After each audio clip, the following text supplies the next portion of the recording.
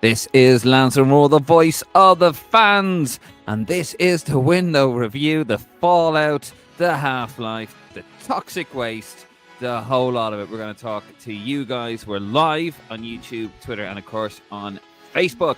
David Dunn here, John McMahon, Pradagast, and Connor McAvoy. This is Lansdowne Roar. Bye-bye intro music. And of course, if you haven't already, please do subscribe to the YouTube channel. Please like the video. Head over to a Facebook, Instagram, and a Twitter account. And also you can head over to lansdowneroad.ie. That's lansdowneroad.ie. So you know the rules of the game. We're going to talk for a little bit, and then we're going to go to you guys. We want to hear from you. Have your say. Get involved. There's loads of comments coming in there. We're going to get to those in the next 25, half an hour. Minutes, if that's I think I've forgotten how to speak there for a second. The old jet lag chaps coming in from London this morning. It's actually had a pleasant flight. I was in British Airways CityJet. Martin, you went home, didn't you? You pissed off back to Monaghan, and I do what any normal Irish person does and drive, because I'm Irish and I live in Ireland. And you're used to having absolutely no transport system whatsoever. Dave, can you drive to games? I can. The only thing is, as long as you're not worried about the condition of your car when you get it back. So there you go. Okay. And would you trust it? I wouldn't. Martin, more interested in how you got back. What happened there? Oh, that's courtesy of they're not national airline, are they? Sadly, Ryanair, but Aer Lingus is national airline. They're not. They're just a continental airline. Yeah. They are the airline in Europe. Yeah, exactly. I went back on Ryanair this morning. Yeah, with Kenny Cunningham. Saw my flight actually. Great to see him. Did you see him in England? I was in no condition to speak to him. But no, this is a bit of a celebratory night, wasn't it? You know, I went out afterwards, celebrated Evan Ferguson. I had him first goal scorer, so I was delighted for that. And maybe overcooked it a bit, but no, good crack. Great to see everyone, wasn't it? Like, I really enjoyed Slattery's for the match, and very, very good. Yeah, no, massive thank you to Slattery's. They were brilliant to us as always. Always treat us very well. Partners of the pod for the home matches as well. So we'll give them a little shout out there. The home and match day pint Slattery's, brilliant. And we're going to be back there in November again. They treat us right, don't they, lads? They do. Yeah. Treat us the way we should, because we're a star. Well, I'm a star. You're both. I don't know what you are, but And we also had a special guest at me in Slattery's popped in to say hello. Jesus Christ! Here we did, So Jason, I just want to say hello to you. Yeah. Did Jason go into the premium level last night, Brandy? I didn't see him up there. Yeah. Though I don't know whether he used the ticket or not. Don't know what he done. That was all kind of going on. I left you lads. We had a good chat in Slattery's. I got the train home. Actually, really handy. You can get a train from Grand Canal Dock back to Clondalkin. When did this witchcraft start? That was handy. But all good. Got him back got back this morning. Will Smallbone, cousin Will was on my flight. He knows class. Obviously, he plays for Millwall, so yeah. And I noticed Jake O'Brien and Robbie Brady were on the same flight. I believe they're on the flight to Manchester. They were kind of in that section anyway. Hey, Robbie Brady. Yep. Yeah, okay. So he must have been over for the match.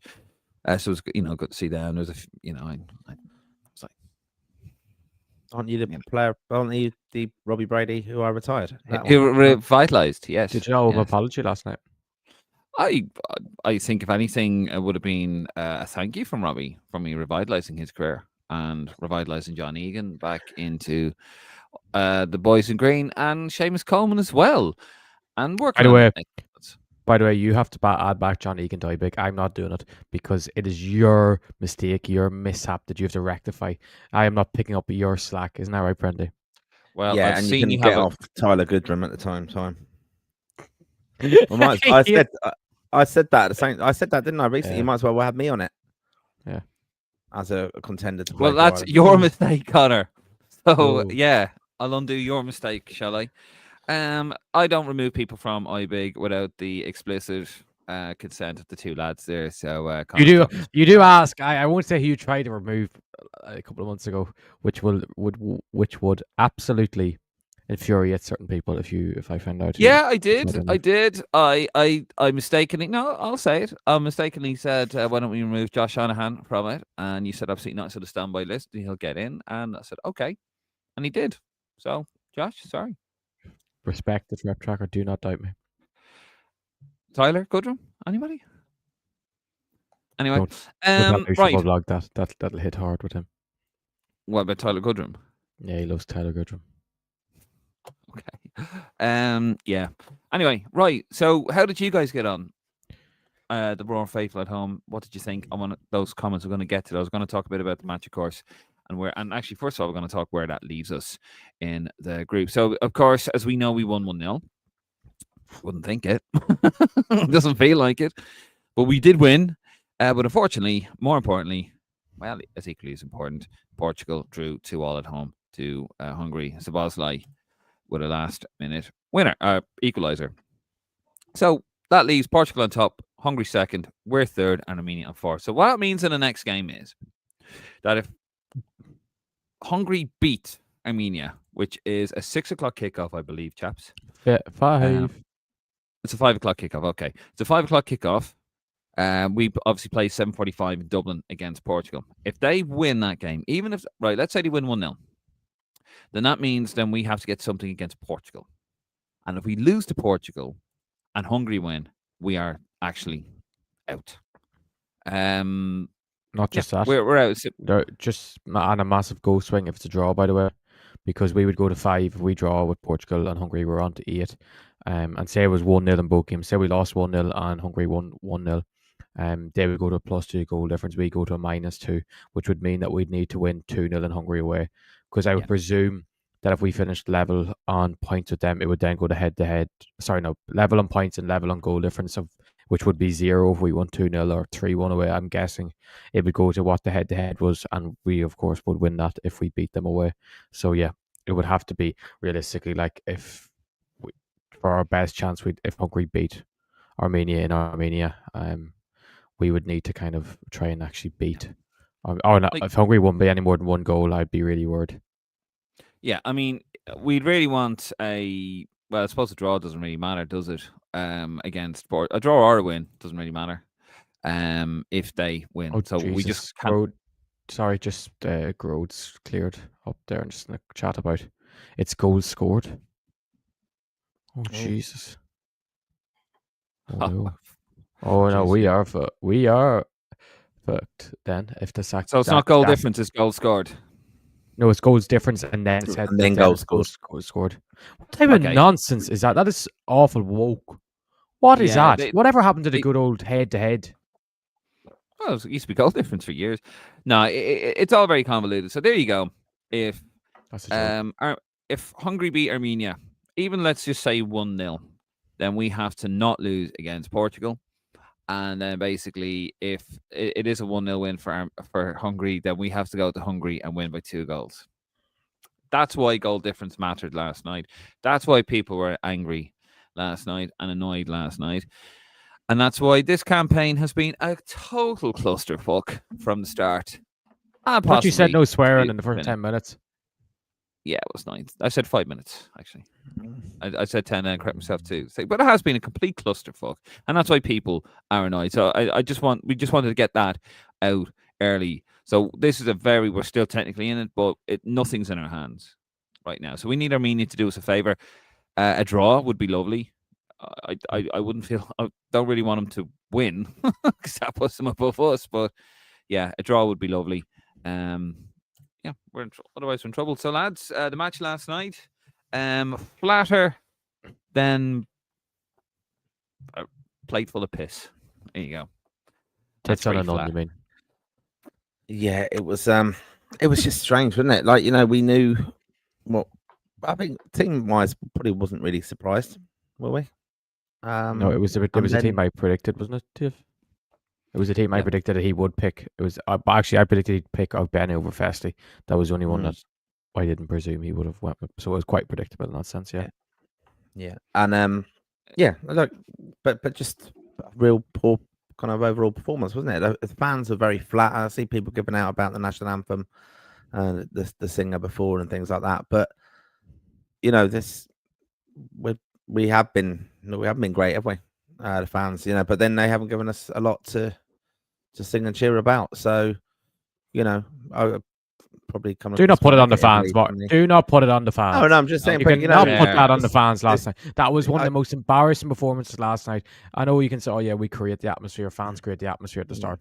But certain games, it's going to be slightly quieter.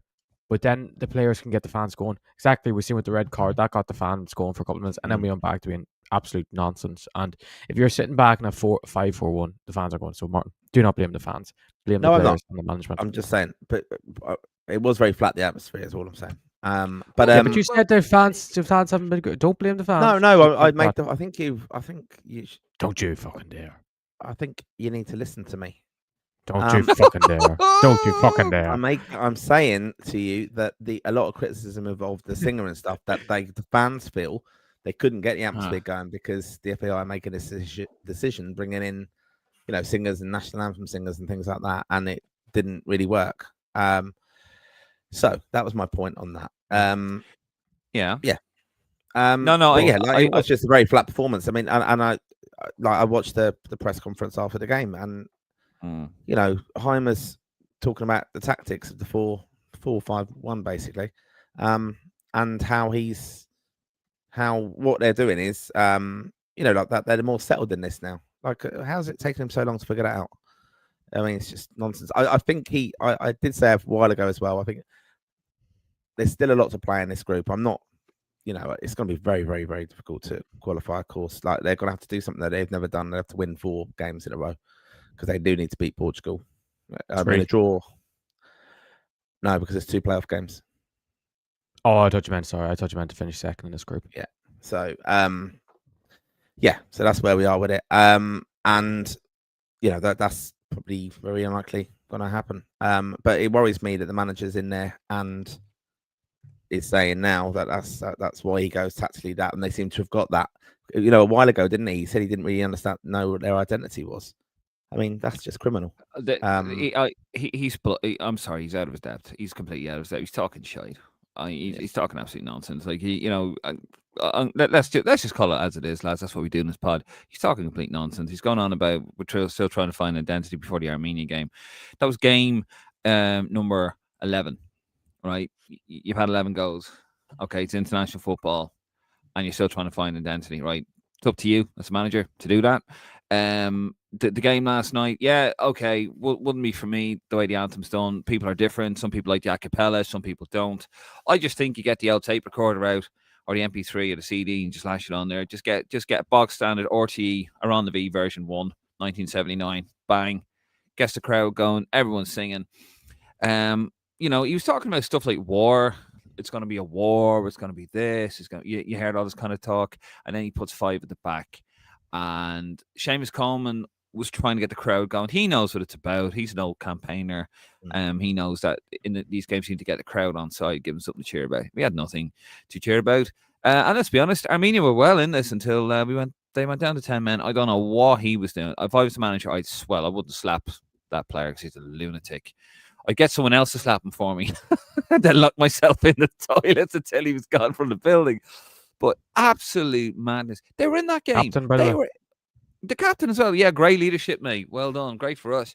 Like, and poor Finn Azaz, who wouldn't say boo to a goose. Because we know to be actually. Has anyone? Why did he headbutt him? What happened? I don't know. I think he was just angry. He was annoyed over because he got done, didn't he? The clash of heads. And was that not in the first half? Was that not well before that though? And the crowd kind of got on him, and he got it got to him a little bit. He let the crowd get at him because the crowd was slagging him off, and then he was just fired up. And I think he just saw the first lad, Finn Azaz, bang, and Finn Azaz was a headbutt that would knock you out? Nah, of course not. But he's right to do it. You have to go down. You have to go down to show the official, look, something's happened here, and then you go back. Even if you do that and you lean in with the head, it's a red card, but you got to bring the official's attention to it. So I have no problem with Finn Azaz doing that. I'm not sure if James McLean had a go Finn Azaz. He did. What was that? What was that about? Having to go on for one. Oh, he went down like he got a right hook or a left hook from Canelo. It's like, James, you know how football is, but even in the game long enough, if he didn't do that, Armenia didn't get the red card, and we possibly would have lost the game. I don't know what. Maybe because Finazaz's background and people try to hold that up against him from his heritage is, and which is. But I'm not saying I'm accusing him James McLean, but I just know certain members of the Irish fan base try to do that at times. But yeah, I don't understand why James McLean's having to go over that, because I'm sure you could find instances in James McLean's career where someone's done that to him and he's tried to get them sent off. It's the game. It's the game. Yeah. It's a motor game. You're absolutely right. And I'd be very disappointed. I'm not saying that's the case. Be very disappointed that if people are holding his ethnicity against him for that. Like, I mean, anyway, that's a whole other podcast. But yeah, it's just, if it wasn't for that, Armenia were in the game. They were technically better than us on the ball. They were passing around. They looked quite comfortable, actually. And I was getting flashbacks. I was in the ground at the time, Cyprus 2007, when we drew 1-1. Steve Staunton's last game. I was getting kind of flashbacks of that bit of PTSD coming in when he got booed out of the crowd, or he got booed out of the stadium. Yeah, I was one of the ones booing them. I paid my money, I had my right. And that happened, and then it looked like if it wasn't for the goalkeeper making a few saves, we probably would have won 2 or 3-0. But at the end of the day, five at the back against Armenia, who are 103rd in the world, not 130th, and we did nothing, really. Didn't create anything in the game, really, up until the red card. And then it looked like, oh yeah, here we go now. Poor Heimer coming out at the end of it saying, well, you'll write what you want, but we got the win. Yeah, but now we need to win if Hungary only win by 1 goal. If they only win by 1 goal, and we don't know that, then we have to go and beat Hungary by 2 goals. And then you add on to that by the more they need to get a point against Portugal. And we need to get a point against Portugal. And that is not guaranteed either. I didn't like the way he came out and said, well, fight back worked against Portugal in Lisbon. Yeah, it's against Portugal in Lisbon. There's a difference of playing the 6th best team in the world and 103rd best team in the world. Like, you level up, you don't level down, and he just seems to do that with us. He levels us down. He talks about we don't have our own style. He's not for me. I'm sorry, he's not for me. I don't think he gets what we're about. I don't think he fully gets the job. I think the job is too big for him, to be honest. Lots of red flags coming in at first on about, oh my God, I didn't realize how big this job was. And, John O'Shea's going to take over the first 3 games and all this kind of nonsense. It hasn't worked. It's a shame. This isn't even the toughest group. It's not even that tough of a group. Not really.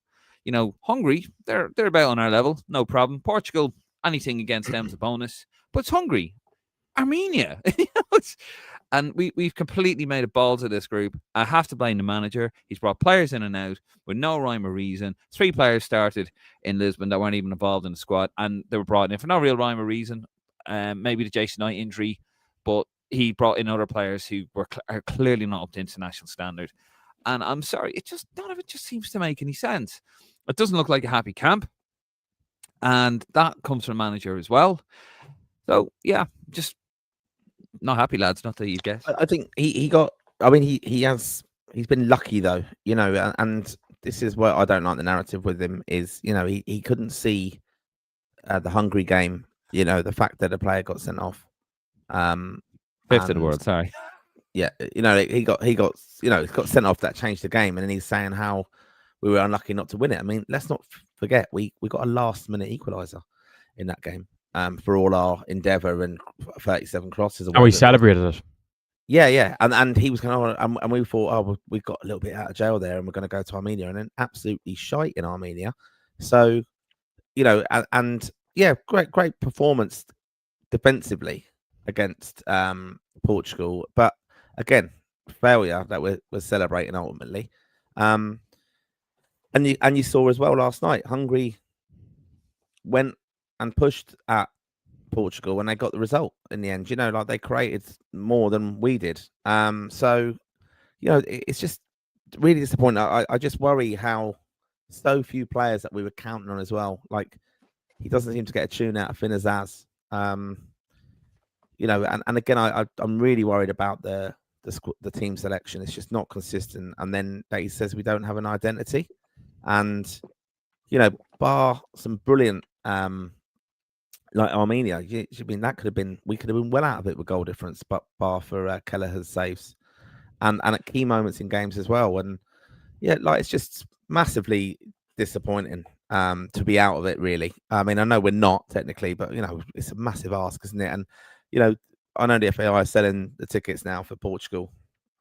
And I suppose there is something to play for in a sense that, we will be going there with hope, but we've got to get a result. And it's very, very unlikely. I mean, I know Bruno's out, isn't he? That's the only thing. And I see someone's actually asked a question. We're going to be missing a few players as well. And, it's just such a difficult one, isn't it? But I'm really disappointed ultimately with the manager that we don't seem to have his identity. And this what, someone's got to be sitting down with him and going, it's not consistent what you've been doing, who you've been bringing in and out and things. Absolutely like head loss at that, really. I don't know where to start from last night. I know, Dave, you're talking about the national anthem playing on a CD, but what happens on the what do you call it? What's the PR? Not the PR. The over the announcing thing. What's it called? The system. The PA system. Yeah. It is probably the worst one I've ever seen because everything's way too loud. It's ridiculous, and you just know if they put on a CD of the national anthem, it would be way too loud and would drown the crowd out. So we just need to go back to having the band. Was it the national? It's like the Garda band they have sometimes, isn't it? And they do it, and then Denmark at home. Obviously, it's never going to be as good. I know in England at home it was brilliant, and they just had a band playing it. But then it's like the singer kind of drowns out. No matter how good a singer is, it should be created by the fans because that's the fans are the ones who are going to be making the atmosphere during the game, and it's very hard for them to even hear their own voice when it's a singer going around the whole ground. But then onto the pitch, or even the national anthem, is still pissing me off seeing players not sing the national anthem. Have a bit of pride. Every other country in Europe does it. I think it's every other country in Europe. Majority are like 99% of players sing national anthem, and then we see Finn Azaz, who's not born in Ireland, singing the national anthem, and then the other lads just. James Coleman doesn't sing it, and you got your best player on the pitch last night. Yeah, but I still can I not disagree with him not singing the national anthem? Can I not? Can I not disagree with you? Yeah. Well, yeah. Not everyone was taught the national anthem. Yeah. I wasn't taught the national. I wasn't taught the national anthem. I wasn't taught the national anthem in school in Dublin. We don't need to pretend to be Irish. Finn Azaz wasn't taught. Finn Azaz wasn't taught it in school. He wasn't taught it probably anywhere. He probably learned it. But anyway, onto the pitch. The first half was worst first half football I've ever watched in my life. I never want to watch that back again. I refuse to watch back that first half because tactically it was an embarrassment.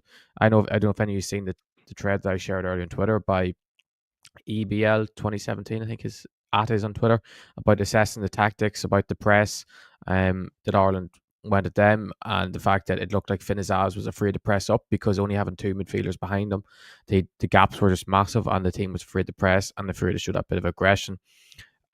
So yeah, it was just a complete mess in the first half. We didn't offer anything at all defensively or going forward. Like people are giving out, I've seen people giving out about how some of the centre backs played or some of the defence. It's like, what?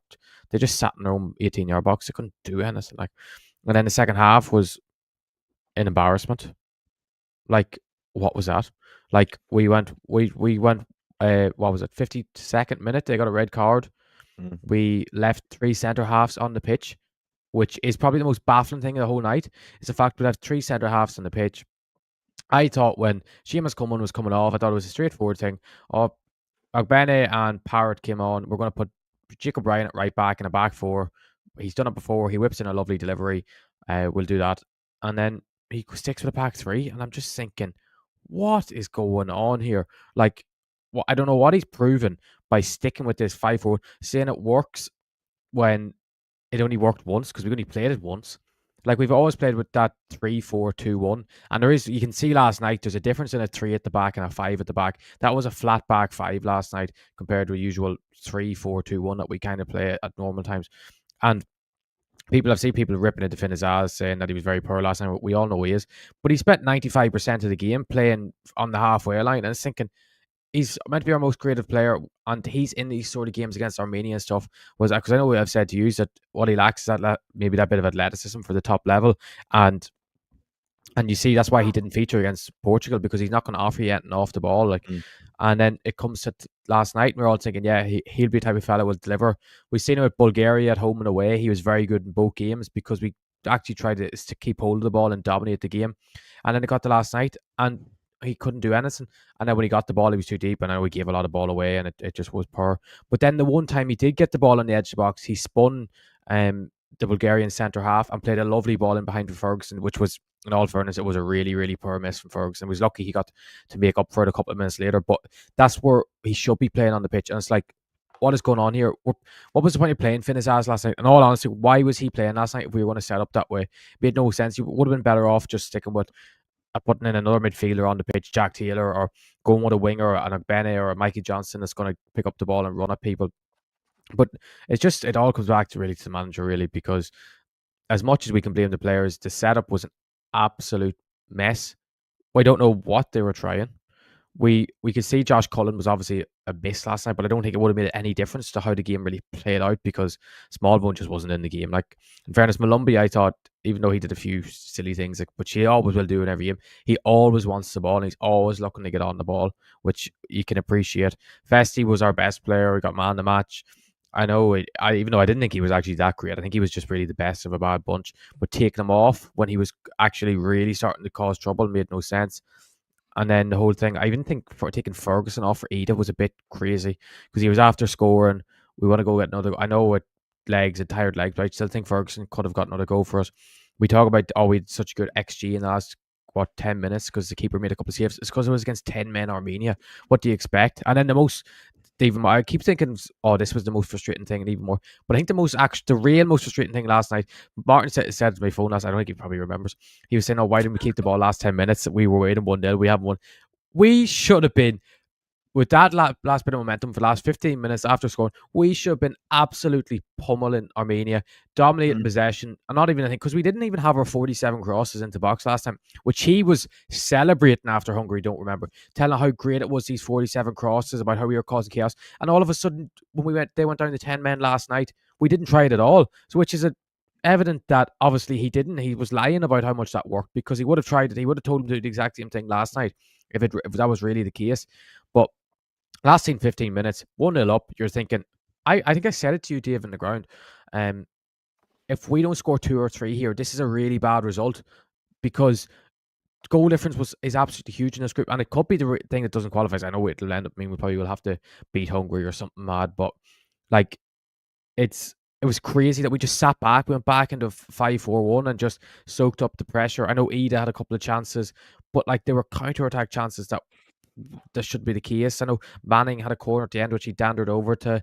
Malumbi started celebrating when the throw in, which I can understand for Malumbi because he just loves that bit of getting the crowd going, probably because everyone was kind of gone dead. Because I think once we got 1-0 up, we all thought that was the game done. We'll go and push for another couple. And we just decided, no, we're not going to push. Like, we gave out about Ferguson. People giving out about Ferguson's performance over 2 games. He's now got 3 goals in 4 games in qualifying. He scored in his last 4 competitive games at the Aviva. He's scored more goals at the same age for Ireland as Robbie Keane. He's already equalled Damien Duff's tally, like 8 goals at 20 years old for Ireland before playing in a major tournament is unbelievable numbers, to put it the least.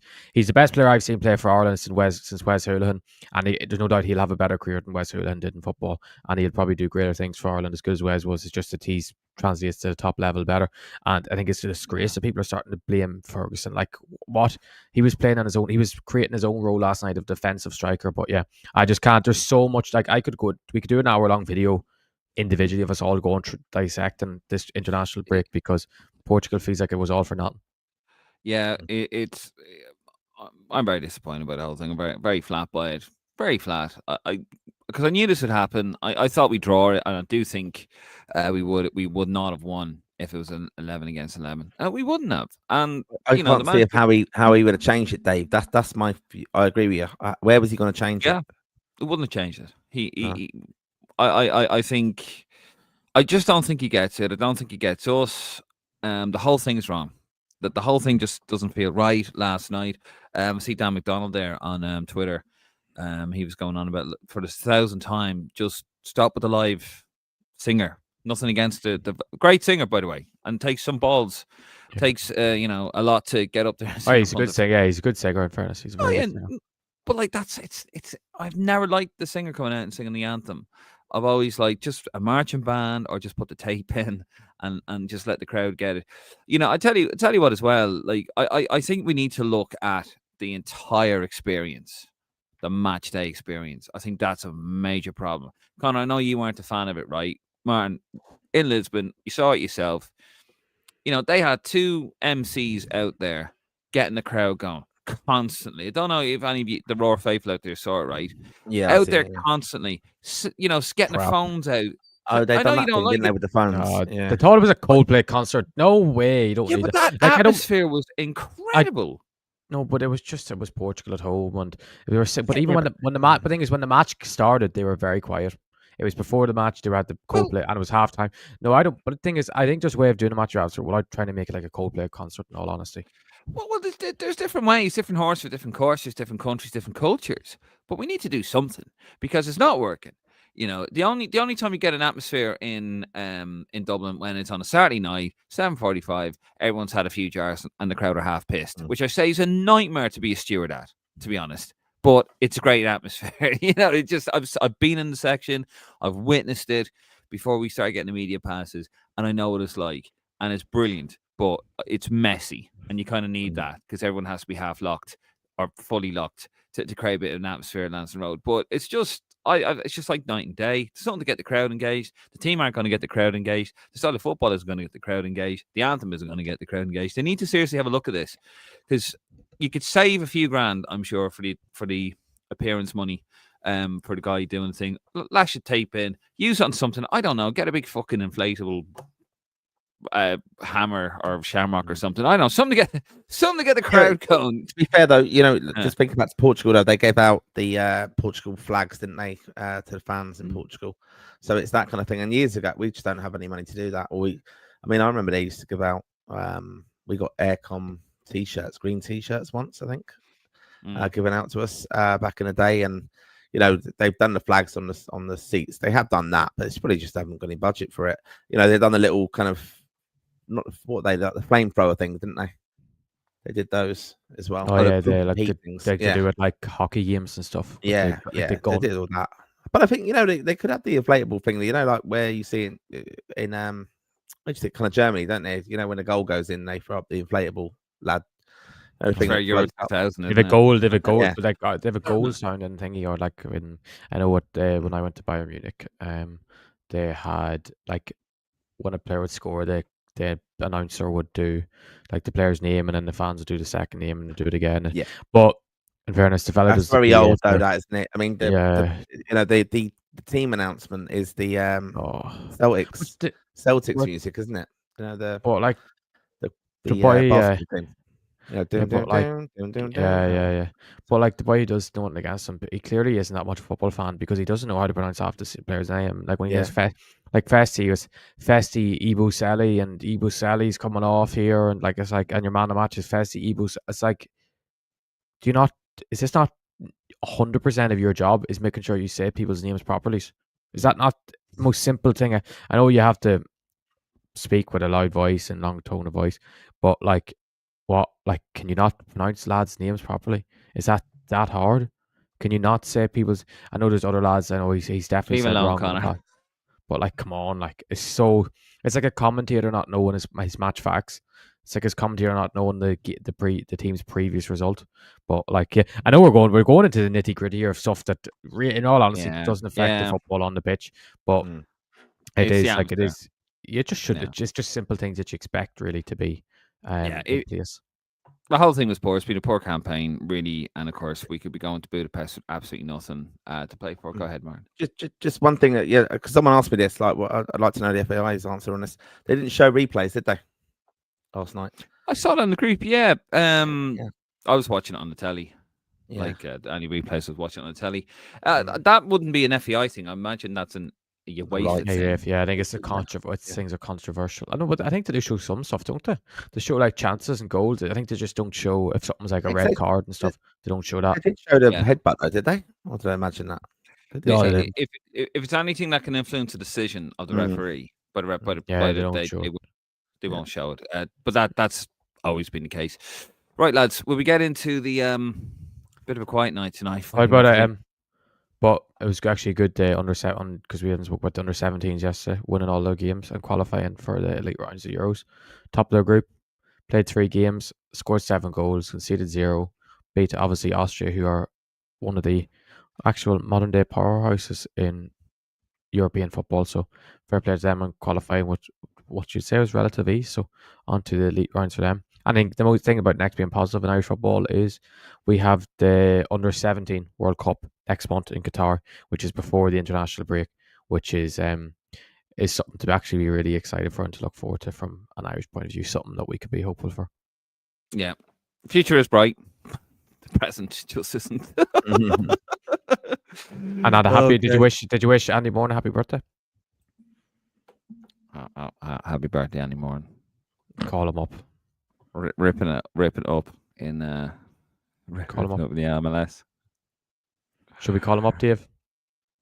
What now? Have you got his phone number? Nope. You can call him up. Would he not give you his phone number? No. Does that court order come in? Is it? Oh, it's too far. Too far. Not really. I'd say to friendly. Say to Martin all the time about Colin Dowda. Right. Should we get to the comments, guys? Bit of a quiet night. I can understand. I think everyone's a little bit subdued. I know why Prendy's looking forward to November. Because Ryan Manning's suspended and Robbie Brady's injured, which leads to a certain Callum O'Dowda getting called up again and coming in at left wing back if he doesn't get injured again in that position. So I meant to ask you, Prendy, are you buzzing over that? If he's fit, yeah. Be brilliant, wouldn't it? You know, this could be the thing. This because Heimer, I think, is very lucky. He's had 2 home games sending offs that have helped, and yeah, I think this could be the bit of luck he needs as well to get us across the line.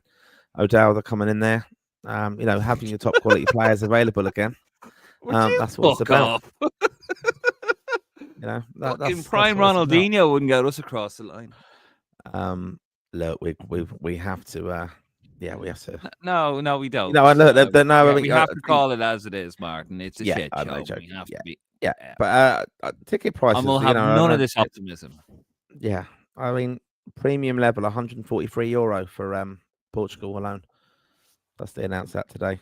Category A is €80. No, €150, and then 180 for Category A. Like, they'll sell that out. Ridiculous. That would be probably Alaska. You know what the thing is though, this team with I say with a straight face, this team with a diligent plan can get a draw at home, can get something against Portugal, could get something against Portugal. You know, like that's what's so frustrating about this group, about this whole campaign, which has been, you know, a great opportunity at home to Hungary. Saturday night, crowd half pissed, great atmosphere. It was a great atmosphere. Gone after 2 minutes. You know, team selection, fight, you know, this nonsense again. And then, you know, Armenia away, get it out of the way early in the campaign on the back of a 5-0 battering. And they're terrible, Armenia, let's be honest. And we fucked that up as well. It's so poor. And then you think Portugal, if you have a bit of momentum coming, you know, up to Portugal at home, you could get a win there with momentum, with these players believing and the manager and everybody connecting, going in the same direction, and it just hasn't happened. It's not a hard group to get a playoff from. It really isn't, and it's just been horribly, horribly mishandled, or beautifully mishandled. Depends what way you look at it. Right? Should we get on to the comments, lads? Should we do it? Right, let's go.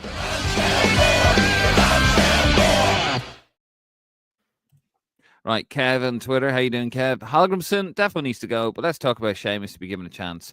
Has his badges. I would have him, whoever comes in next, whether he retires from international football or not, I would have him involved with the coaching staff. I just have him around the place. Yeah.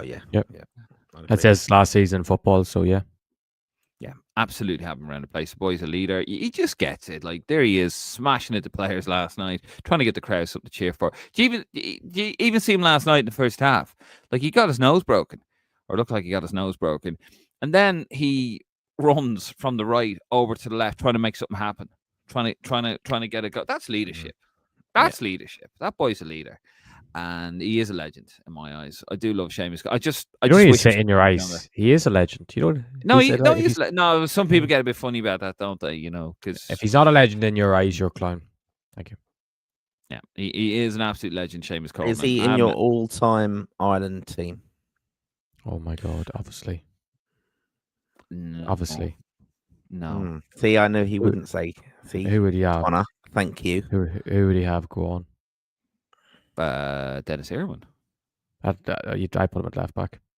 No, but he didn't play left back for Ireland. He played right back for Ireland. Then we play right. You've kind of got me cold here, but I know. I think I had Matt Doherty go left back for your team, would he? No. Matt Doherty would go left hand side of it, back three, man. In my fucking all 11. No, I've answered this before, and I have a banging team, like it's a quality side. I mean, no, I think it was Dennis. There's not many options. Yeah, I think was it something like Dennis? We've got Steve Finnan probably. Yeah, Liverpool. Ian over Coleman. Lawrenson, I think. Did you have Lawrenson? Maybe. I can't remember your team. Yeah, I think it was like O'Leary. Team's so good he forgets it all. No, shut up for a second. O'Leary and McGrath centre back, left back Lawrenson, right back Dennis O'Leary, or Dennis Irwin. Sorry, I think it was something like that. I tell you what, that's a world class back four, and I have Shea giving a goal. That's a world class back five. Yeah. Go on, Connor. Dig some holes and give me some random 15-year-old who plays left centre back to do the better fucking job. Go on. I have a question for you, for both of you. I was just thinking name there for next manager.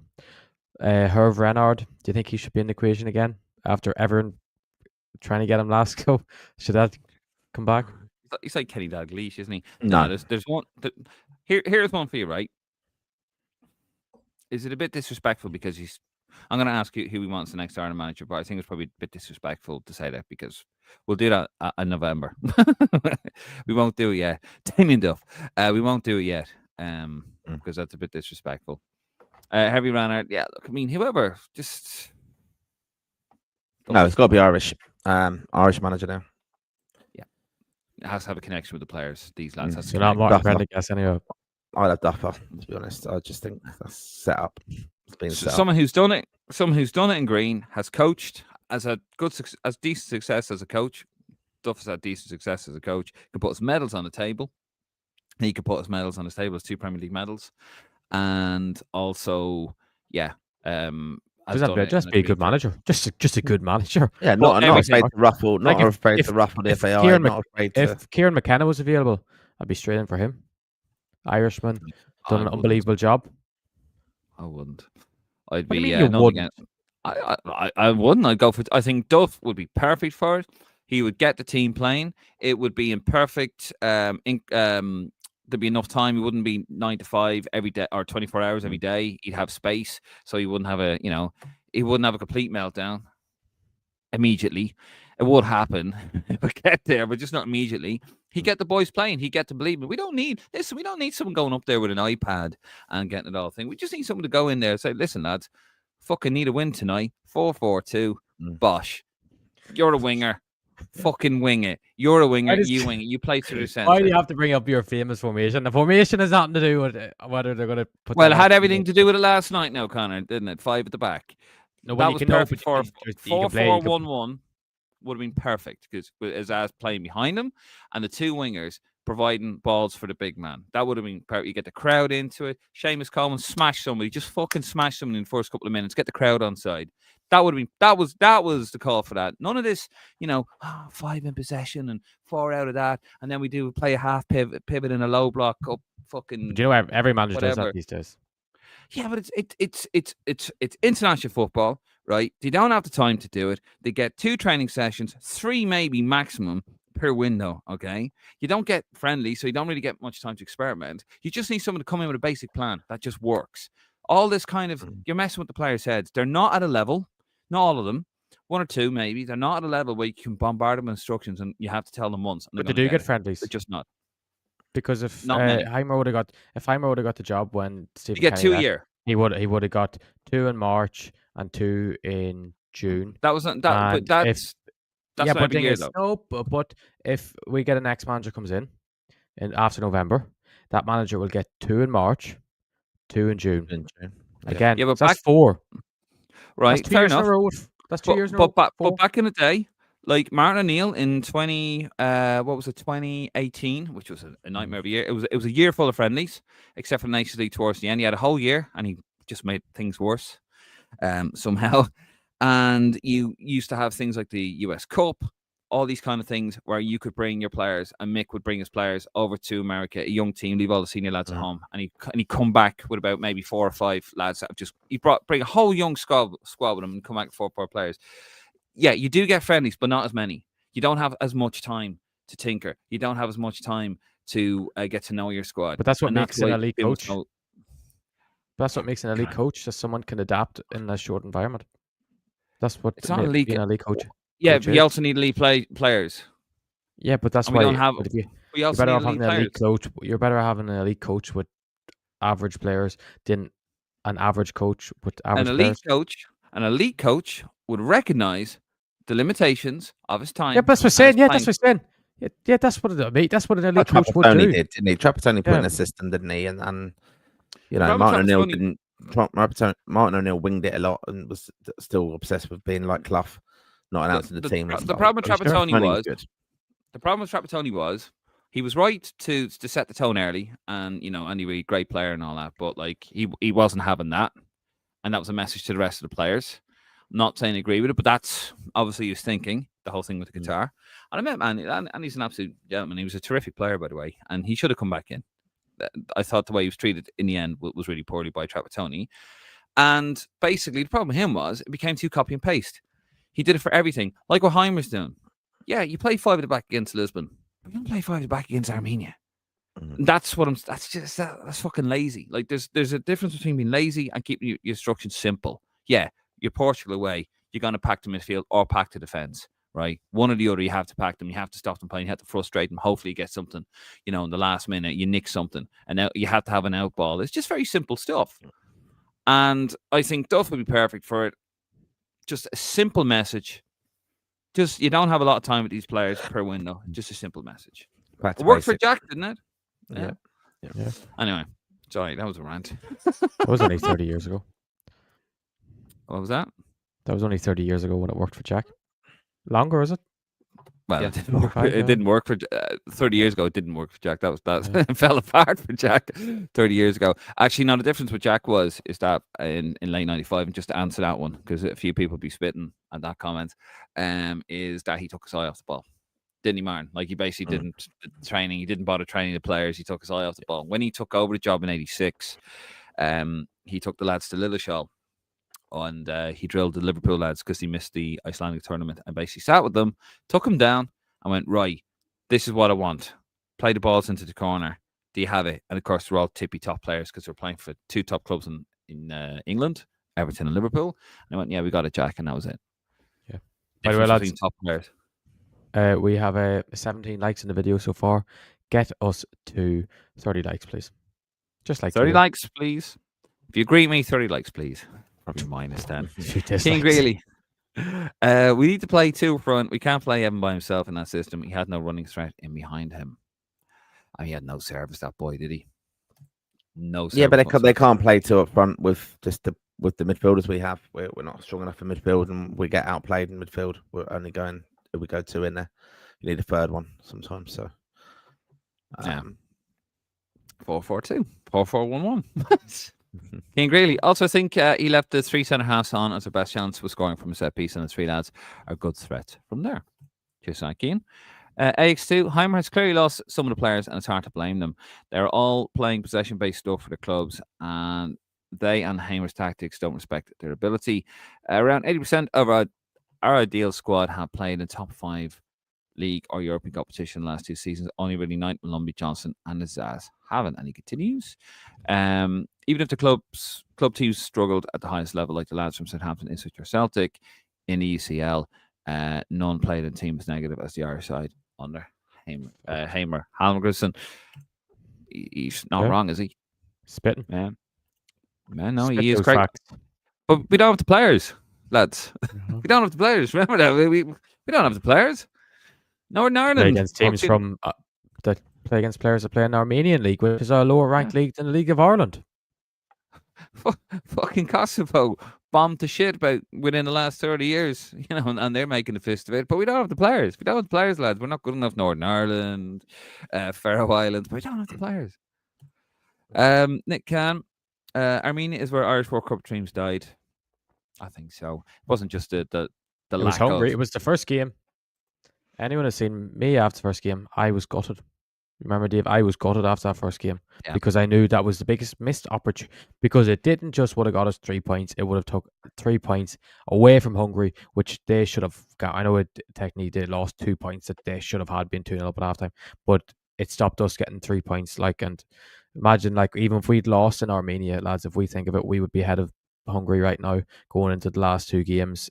Even if we said, oh yeah, we still beat Hungary at home at least, and we still would have the confidence of maybe going into the last 2 games. Like, if you would have added 2 more points to us, we'd be on 6. Take 1 point away from Hungary, they'd be on 4, and you'd be in a good position. You'd still be in a relatively good position, to be honest with you, lads. So, yeah, that Hungary game, the first game, it started from the very start. The first 15 minutes of the Hungary game is what really killed this campaign. Yep, because we really should be 6, 9, should be on 9 points there, really, and then whatever you get against Portugal. But that's the thing, and listen, right? Even if we had got the win at home to Hungary, right, or the draw, but we beat Armenia away, and we had that performance last night, you go, okay, we're not happy with the performance, but you know what, we got the points. Fair enough. You can see what we're trying to do. Like, you've got that cachet with the fans, you have that cachet with the media if you're Heimer Halgrisson, but you don't. You don't have that cachet because we didn't win in Armenia. We got battered in Armenia, and we're lucky it wasn't 4 or 5-1. And our goal difference, we're very lucky. Our goal difference isn't -3 or 4, and that would mean we're out of the damn thing anyway, without having to win our last 2 games. So, that's where the criticism comes from. I know there's a couple of comments here saying we're a bit harsh, but that's where the criticism is coming from. Where are we? Round Paddy, where will the Irish team be in 5 years? We will be heading to the 2030 World Cup in Uruguay, Morocco, and Portugal, wherever else is hosting it. Yeah, we will be after winning the Euros in Dublin. Yeah, and we'll have already, and the World Cup. If we're struggling to qualify, we'll have won a Nations League by then as well. Don't worry, Giad Numo will have taken over by then. Yeah, as manager.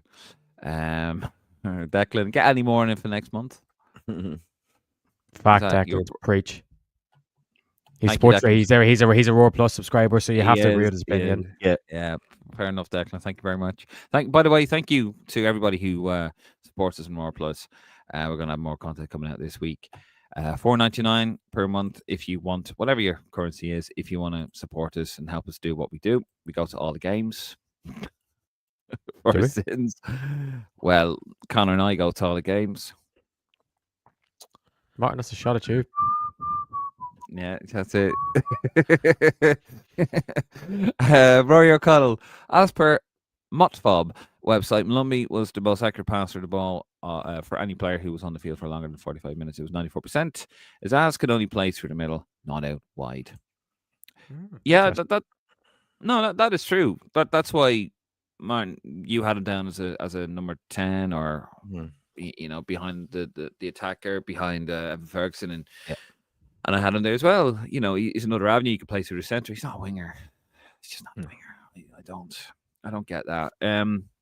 Donny Nagel, criticism way over the top. They won the game. First half was really bad, but people are never happy no matter what. Yeah, but Donny, to be fair, for all the reasons that we've pointed out there, it was not a win with confidence. The manager doesn't have the cachet to have a really poor performance like that. To say, oh, well, look, it's not like when we beat Luxembourg 2-1 in 1987 with Jack at home after we went 1-0 down with a galaxy of stars in our squad. And Jack went, well, look, what do you want me to do? We got the 2 points. It's not like that. That was poor. And we're in serious trouble. And we're by a thread. If everything goes the way we think it's going to go, in a positive light, we have to beat Hungary 2, maybe 3-0 in Budapest. Could be 4. Depends what they do in Armenia. So that's why people aren't happy, to be fair, Donny. But we respect your comment and thank you for it.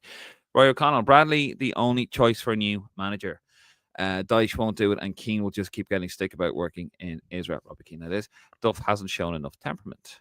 Where is Dyche come out of? Has people been throwing out Dyche's name? I haven't seen that before.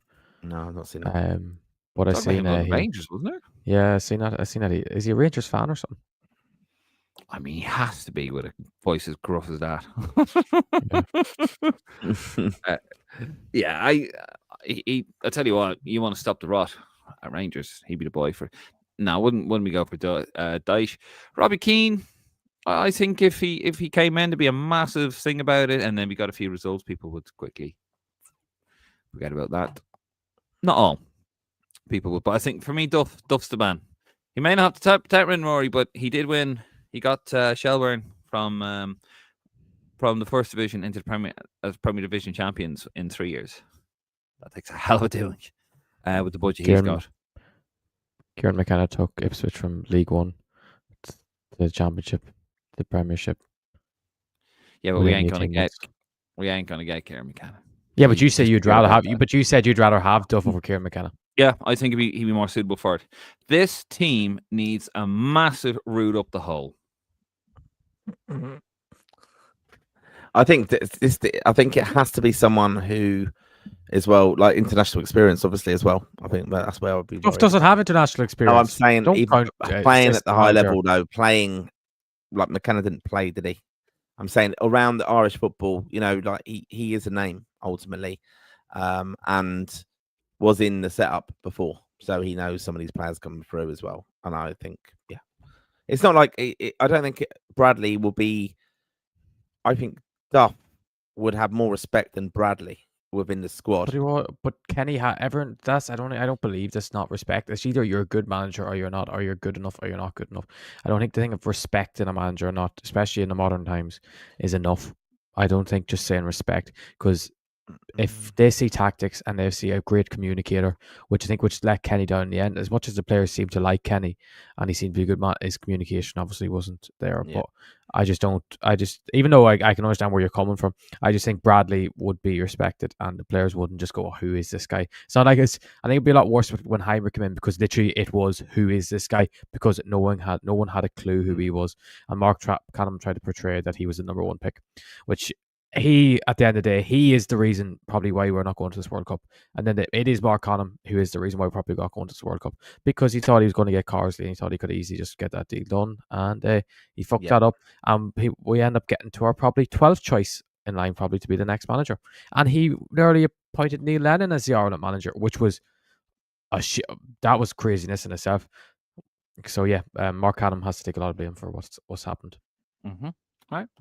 I'm struggling to think of a more depressing era in modern Irish football. Is this worse than late Jack, early Mick, i.e. drawing with Liechtenstein, losing to Macedonia? Worse than Trapped 2012-2014? It's a good point. That is pretty bad, isn't it? Yeah, late Jack was awful. 90. Well, I mean, late Jack, we had the win over Portugal at home. Yeah, I think Jack had so much in the bank as well, didn't he? That it, yeah. Still... But I mean, that just ended pretty quick. That did I remember? Staunton for me. Is this? I think Martin O'Neill 2017.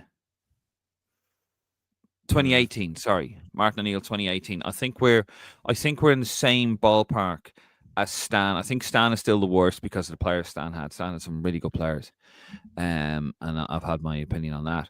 I think this is Stan, Martin O'Neill 2018, where we won one game against America for the whole year, and we lost Declan Rice, and then the whole thing was. Do you remember that? And the 0-0 draw. Were you there for that kind of 0-0 draw with Northern Ireland? All joking aside, no, I wasn't at that game. No.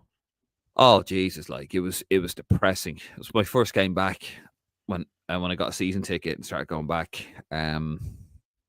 It was really, really poor. I think it's around that. Yeah, it's pretty bad. It's pretty hopeless actually. Or the last year on the Kenny was pretty shocking as well. Like weren't doing anything. It's been depressing now. Actually talking about it. I mean, Staunton was awful though. Staunton was very poisonous. Cyprus, and then obviously, it was just very amateur though. That's where I had no faith with Staunton time. Like, you hear him and Robbie Keane acting fucking childish and stuff. Immature. Yeah. Immature. So that was where, and we did have the players. That's what I wouldn't forgive there. Like, the players, we had some brilliant players then playing. Super players. Like, I mean, Stephen Reid, prime Damien Duff, prime Robbie Keane, prime Richard Dunn, prime Andy Reid, prime Shay Given. That's the spine right there. Right the way down. Stephen Reid, super player, really good players. And far better than what we have today. What a team that was. People say, yeah. Do you know the funny thing is? People said back then, "Oh, we don't have the players." What? Yeah. It's just, man. I've said it from day one on this podcast. If you have your shit together, you have your house in order, and you have a plan, that is 90%. Well, no, 75% of international football. You have a plan, then the talent. You need a bit of talent. You need to have a spine. Anyway, dear Jason, anyone notice Festy coming out of the dugout, having a go with someone last night after he came off? I didn't notice that, lads. Did you? Nope. No. Anyone can shed any light for us? Please let us know. Nick Bradley might be the man. I was offered Duff coming in, but we really need a manager that will accentuate Ferguson's strengths and mitigate his weaknesses. That is not Duff. Fair enough, Nick. El Pablo, I'm going to be honest, lads. Out of all the games on the Hamer, I don't think we've outwardly deserved to win a single one. The fact that our biggest win in his tenure has been by a single goal is poor. 14 games, 3 clean sheets now. We've won 5 games, have we? Finland twice, Bulgaria twice, and last night. Yeah, that's poor. And he's right. I don't know what game we've actually deserved to actually win. Maybe Bulgaria away, because we actually didn't deserve to beat them at home that day. The second time. Yeah, I agree. Declan, in fairness, Hamer said he'd take a shitty 1-0 win, but it was still painful sat watching that, freezing our bollocks off. Exactly, Declan. Donny Nagel, Hamer hasn't been good enough, but we'd already be out under Kenny. Bradley would be another disaster. Not a League of Ireland fan there. Tony? Daryl O'Connor. How you doing, Daryl? Sorry I missed you yesterday, pal. Don't know if you've seen Coleman when the Armenia mini keeper was down. Both teams went to sign up for instruction. Armenia manager had a tactics board or page, and Coleman went over to look, only for them to push him away and over to HH with the rest of the Ireland team. When Evan scored, Coleman left up from the bench and pumped his arm in the direction of the Armenia manager. I love it. Daryl O'Connor, Chavis has never lost that passion and should be in the future Ireland camps to come, in my opinion. I'm so glad Coleman is Irish and on our side. I can't say the same for a lot of these players. Daryl also continues. Also, at one point, after being subbed off with Coleman, I don't know why, but Festy came from the bench onto the sideline and seemingly had a go at Armenian player. John O'Shea bollocked him back to the bench. I saw that, and I don't know what happened either there, where he ran onto the pitch. Daryl O'Connor also continues. These are my findings, being a West Stand premium instead of South Stand. 1-1-4. See, that's leadership. That is Seamus Coleman being a complete shithouse, and I love it. You have to be like that. You have to play these lads at their games, like his ass going down easy from the headbutt. That nonsense. We're clean with what he was on about there. Utterly ridiculous. He swore he'd never played a game in his life. That's what was missing in Armenia when they went through Ferguson and not one player went over to see how. Could you imagine Seamus Coleman on that pitch after what happened to Ferguson? He'd be in that referee as the captain. He'd be in that player's face. Not really. Because he's not the captain, and you're not allowed to talk to the referee anymore. He just being no, that's why I said the player. But that's why I said the player. I corrected myself. Awesome. We should have the captain's armband. He is the real. Oh, he should, yeah, 100%. Yeah. Hugo Brooks. I've always wondered why the subs stay on the pitch during halftime and not go down into the dressing room to hear the manager. Yeah, keep him warm, isn't it? Yeah, but that should be done. You think like you're adapting, aren't you? You're talking tactics and stuff, aren't you? A little bit. It should be done. Yeah, I don't understand it. Like that's, yeah. It's like why I don't understand you don't have somebody observing the match behind the goal, looking down, because you see the game from a different angle. You see it lengthways, because you can see how the player they're making runs, the channels. I remember I opened my eyes up when I was last time we played Portugal at home, and I watched that, and I guess that's when I realized how Josh Cullen, his passing wasn't quick enough. Because like Benny was making runs and he just wasn't seeing it quick enough and he was hesitating. And I thought I was just from seeing that angle behind the goal in the South Stand. What's the story with Kieran Drewsbury Hall with declaring we are missing a quality midfielder that could pick the ball up and connect the defence to the attack? That's why there's so many long balls. Got her? I seen a story actually from the Liverpool Echo. I think it was yesterday. I posted, but no one really noticed it till today. Saying something about that. The FAI are considering approaching Kieran Drewsbury Hall about switching to Ireland, and he might have a decision on his hands. But from what I've heard, they've already spoke to him. But I don't know whatever the conversations were or whatever come from it. So, but maybe that's a sign that maybe he's, because I think I asked someone who's works for Everton. What's the journalist like who reported? Because obviously these sort of papers have a lot of people, and he said, yeah, he's very reliable for Everton. So obviously he's been given a tip of someone in that aspect. So maybe it means that something actually is in the works of it going through. But I don't know, it'd be quite disappointing though if he actually switched the last 2 games, because I was thinking, like, if we had him for the opening 4 games, we probably would be on 10 points, like, because would make that much of a difference for us. Yeah, because would we know? No, he would. He's that level of player. Like, he would automatically have us on the front foot. He's class. But we don't have that level of manager, and we don't have that level of manager. No, Don't but play I that mean, level of football. No, but it doesn't I know mean what you mean. like sort of player. He would automatically put you in the front foot by just how he plays. Obviously, always on the half turn and stuff. No, I get what you're saying, but this manager probably still played 5 of the fucking pack. And Nick Cam, the game against Armenia has shown up the limited papacy of the tactics. Players currently looks bleak. Are you going to apologize, Dave? Are you going to apologize? Or to me, for your comments on this manager, saying how diligent of a coach he was, and not how much better he was than Kenny? No, I won't apologize because I went with the evidence. I didn't say. No, but there was no evidence. There was no evidence. You just stuck by him for nothing. Hold on. Well, let me talk. Let me speak. Let me talk. I love these little millennials, Martin. You know, they come on and they go, and then oh, I disagree with you. You're stupid. Big stupid. Go on, there's Simon Jordan. Go on, Simon Jordan. No. When he came in, I thought, okay, this guy was a pragmatic coach, and we just need somebody. He'd been around a little bit. I thought, okay, he's a diligent coach. He's going to look at this team and go, right, we just need to be hard to beat, but we can still play a bit of football. And we had become incredibly easy to beat under Kenny. Soft as shite through the middle. Really poor. You know, people say, you know, how much better things were under Kenny. They weren't. They really weren't. Although I do think he's doing a worse job than Kenny. And basically, the nations, I wasn't happy with the game against England at home, the whole thing, but that was John O'Shea picking that team. I wasn't happy about that. I haven't been happy with John O'Shea, to be honest with you, on the coaching staff. I think we need to look at that. When, you know, if there is a change towards the end of the year, I think we need a bit of a clear out there. He picked the team, and then with Greece at home, now he said after the England game, well, John picked the team. I'm learning. Can we just, you know, he's going to probably pick the next couple of teams. People went, what? Why are we paying you this money? Excuse me? And then, oh, well, actually. And then he picked a team against Greece, which looked a lot better at home. But if we remember, Matt Doherty contributed to a goal, which is identical to the goal that he contributed to against us, by the way, the year previously on a Stephen Kenny. So no lessons were learned there.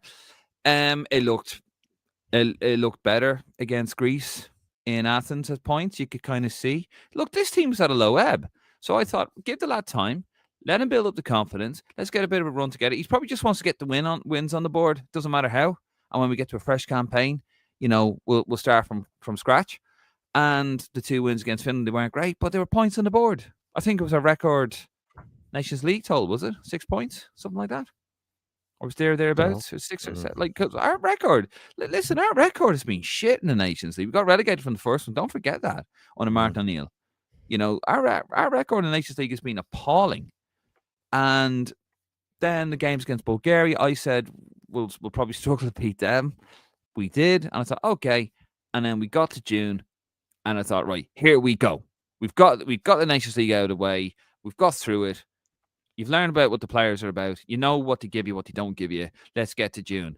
You have a friendly. Let's pick an experimental squad. I said he didn't go far enough with experimentation. I got laughed at by you, Connor, over that. You were like, "Oh no, I think he's done all right." Blah, blah, blah, blah.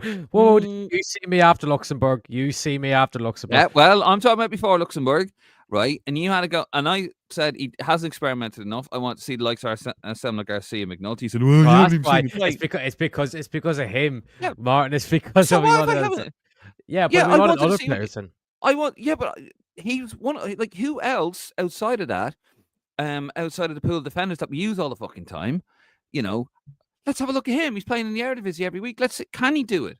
No. Let's bring in John Patrick, who was playing 5 minutes here and there at that stage for Ligue 1's Stade Ram, who got relegated because they were shit. Now he's not even playing for Ligue 2's fucking Stade Ram, right? He brings in Boston Lawal, who everyone's raving about, including himself, and we're thinking, let's have a look at him. I hadn't seen him play at that stage. I've seen highlights and stuff of him. I don't get to watch every minute of football like you do, Connor, unfortunately. That's just the way my life is at the moment. But there you go. And I want to have a look at him. Well, it's true, isn't it? We all have jobs outside of this. So I don't get to watch every minute of football. So I want to see what he was like. And he didn't play him. Sat on the bench. And he gave John Patrick a go. That's when all chances are gone. I look at things logically. I go, all right, we give him a chance. This is what he's trying to do. I understand that. I get that. All right, that makes sense. The team was at a low ebb, blah, blah, blah, blah, blah, blah, blah. Then I got to June, and I was like, nah, you don't know what you're doing. So in short, you were wrong. Because you thought he was building something and he was building absolute none. No, but no, but in fairness, I can understand, but I was always very, very, very, very, very, very weary. Because the thing of June, I think Martin said it as well, it was experimenting was probably needed, but it was probably needed maybe during the Nations League more than anything, because that's when he was trying to build something and see who he could use. June maybe should have been used of keeping the lads like Josh Cullen in, keeping the lads in like Finn Azaz, who were seen as his key players. Finn Azaz was probably our player of the March window. And now people were speaking about how he was going to be that man at number 10 road because he had 2 very good games against Bulgaria. And all of a sudden, you give himself and Josh Cullen a rest in June. Why were they given a rest in June with massive World Cup qualifiers in September that we needed to build towards? And if you want to bring lads into it, give them a chance. You bring them in who you think can make an impact and then play that second game in thingy. When fairness, he did bring in Killian Phillips, who he obviously thought deserved a chance, but obviously isn't at that level. He brought in John Patrick, who was playing minutes here and there. Obviously, said he wasn't happy with the midfield position. Then Selma one, I'm not too worried about because he's in a position that we are quite strong with centre half. It was more the midfield positions. The fact he brought Andy Moore in, the Boston thing, he came in for one day. Like, he was in for one day. Like, I can understand why maybe, but he should have been playing anyway. He's better than John Patrick, simple as. Andy Moore should have been playing that second game as well. He went with a front two. So yeah. No, I'm slag. I didn't mean to send you off on a big rant, but yeah, I just wanted you to say you're wrong. I'm just one wrong word away from a rant, Connor. You know me long enough at this but yeah, stage. he has. He's just fucked up so badly. Like, he's just in every aspect. I wanted to give him a chance. I really wanted to give him a chance, and I could kind of see what he was doing because I was giving him the benefit of the doubt. Right, I could see what he was doing. I try to look at things at a positive. I do. I genuinely do at first. But then you have that cachet with me. You have it there, and then you go, oh, you gained a bit. Oh, you lost a bit. Oh, and then it's like, nah, you're losing it. You're gone. You're now in debt. That's how it is. But that's it. You've just drained all that positivity from me. All that benefit of the doubt is all gone. And now, as I call it, I don't think the job's for him. It's not for him. And it's sad. I really wanted to work out for him. I want any man. I don't care who the manager is. I just want a manager to come in and just how hard is it, lads? Just for someone to come in and just put square pegs into square holes and round pegs into round holes and get the team playing to his strengths instead of trying to get too fucking cute with it. Kenny did it, John O'Shea did it, and Hamer Halverson was doing it now. Just play the players in a position. It's not a bad group of players. Get them to believe. Get them to buy into what you're doing. And you do that, you're qualifying. You get the crowd to believe. You get the players to buy in. The crowd will buy in. The crowd will buy in anyway because they're like me and they're like you guys. They want to give you a chance. Even the Hungary game. Sold out. Everyone was, yeah, this is brilliant. And that just completely let us down. Anyway. We'll move on. So what do you think about Amida last night? It was good finish. Obviously disappointed it was disallowed, but it was a good finish. And he's one I do question his attitude, to be fair. Well, wait, hold on a second here. He did more. He was involved more than just that offside goal. Oh, I know that. Yeah, 2 chances. This is the one from Manning as well, where he bobbled it to him, and he. Yeah, it was a bad. Actually, it was a bad pass. In fairness, across the box, but he still. It was a very bad pass. But he still should be finishing it. You can say, it was a great save with the keeper to get his hand up, but like, yeah, and he didn't. It's not like he really offered anything when he came on. Yeah, he was just another media performance. Absolutely. Well, let's try and we've loads of comments. Let's try and get through some of them. Paul Mahoney, I've come to the conclusion, HH is worse than Kenny. At least when Kenny had these wasters, they were coming in getting first caps. They're all bedded in now, and HH can't get a tune. Spot on. Yeah, Nick, he's definitely worse than Kenny. Franco, who do you expect to start in left wing back position for the Portugal game? It's Callum O'Dowd. Will Ferry. Maybe O'Dowd. Tyler. Yeah. Tyler Goodrum. Why does he hate him so much? Martin suddenly just picked on him of all people. Fucking Connor's Starlings. No, it's because of Irish rugby, because it's Bill's, because Bill loves him. He wants to go anti-Bill. Well, I'm not going to go anti-Bill. I'm not involved, Bill. Bill. Only you and Prendy. No. Call him out. Call him out. And he will actually call you out. Novacania 07. Nice finish from Mida for the offside goal, but I still think he's a total donkey. Niall Sullivan, can we get Dewsbury Hall before the next window? There's been discussions. So. Connor, we hope so. Garage McGann, it's goal score, Connor. Sorry, that's from earlier on. Garage McGann again. We need more points than them, basically. Downtown 1-2-3. Brutal stuff, but a win is a win. I thought Armenia would win. Now is not the time to complain. Need to make it a hard night for Portugal on that field. Well, we'll certainly make it a hard night, all right, for us. Niall Sullivan, Hungary will struggle in Armenia. Even if they win 1-0, though, Niall, we need to go. Well, Prendy, will you go to Portugal at home because Bruno Fernandes isn't playing? Because I know I want to see Ronnie, doesn't he? He wants to see Man United players. Yeah, well, of course I'm going to Portugal. Sure. Yeah. Bruno, you're not going to have a sign that says, Bruno, please give me my shirt. And then when you hear the lineup come out and he's on, then you're going to start crying. Are you going to Hungary as well, Martin? Which could be a potential dead rubber. We'll be there. Yeah. Connor, though, you're not going to be there with me in the press conference in Budapest, are you? God love you. No, I'm going to the 21s game. No, I'm fucking delighted, mate. Get a bit of peace. I'll have to do the preview on my own and everything, like with Martin. No, I'll be there for the preview. Will you? When you fly in that night, do you? No, at midday or something. All right, okay. Franco, good man, Frank. Nothing is our hands. We get 6 points and we are through. God bless you, Franco. I was chatting to him last night on the way home. Mr. Positivity. Greg O'Loughlin, Matt Doherty will be playing a left wing back with Manning suspended versus Portugal. God, wouldn't surprise me. Darrell Connor, Coleman played well last night and Sid Lumby, in my opinion. He'll be a loss in the middle against Portugal. I have him as a regular starter and Coleman regularly in the team. Yep. Philip Dunn, the red card done us a huge favour. Absolutely, Philip. Philly. Donny Nagel, just suppose we know Hungary and Armenia have already drawn. Would it not be an option to just rest up in the Portugal game and put all their energy for Hungary? You can think of that again, Donny Nagel. If they draw, that means Portugal are guaranteed qualification for the World Cup. Because for Hungary, for Portugal not to win to qualify, they need to lose both games, and Hungary to win both. So yeah, Portugal will be qualified if Hungary don't beat Armenia in Armenia. It's a 5 o'clock game. Yeah, so they'll know the result by the end of it. So their mindset could switch if they already know they've qualified. I have an idea for that. Why don't we do a watch along in the stadium? No. Oh God, love us. Why don't we do what? All right, tell you what, leave it up to the Raw Faithful. Do you want us to do a live watch along? It's a 5 o'clock kickoff, and then we'll go straight into it'll be live. Could you imagine you just see 50 comments? No. Yeah, no. Then they have spoken. Do you want us to do a live watch along in the stadium? Connor's not happy because he likes to. I'll be the flat race. No. That's okay with me. 5 o'clock kickoff. We'll do a live watch along and we'll go straight into the pre-game because it's important.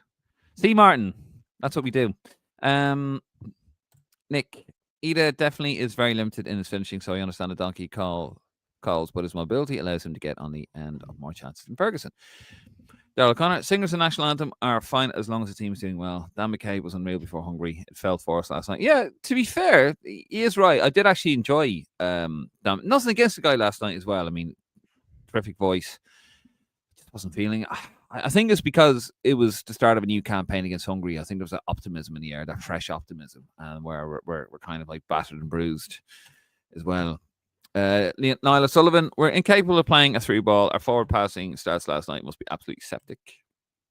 El Pablo, you never know with Armenia lads. They're still in it going into this Hungary game. A win has them overtaken Hungary and us, realistically. Billy Dunn, can't say we would have scored against 11. We wouldn't have. Nick, Hamer is an absolute spoofer. You're right. Nick.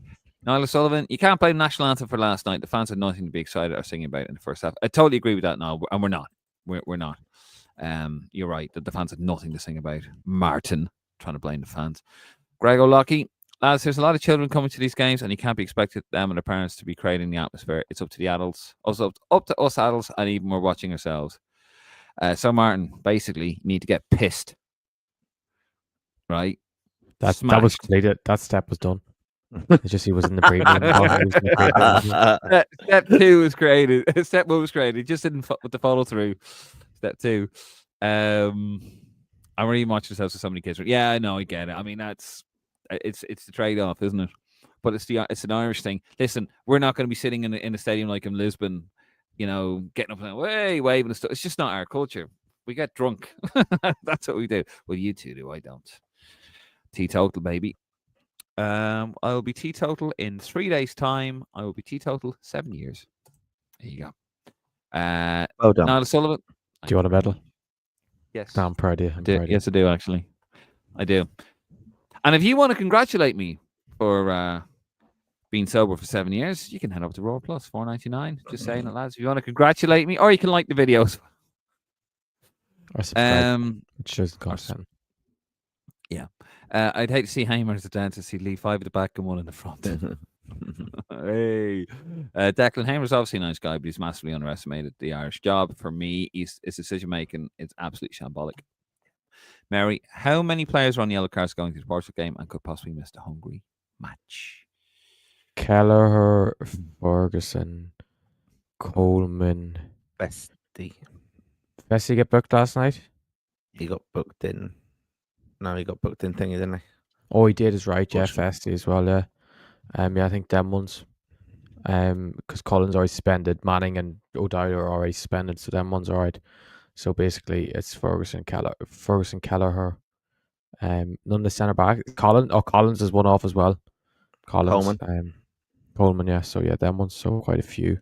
But I would trust them lads not to get. There are one lads I actually trust not to get a yellow. It would take a lot. That's why he said he subbed him last night, wasn't it? Coleman. Was it? Yeah, because of the yellow. Oh, was it?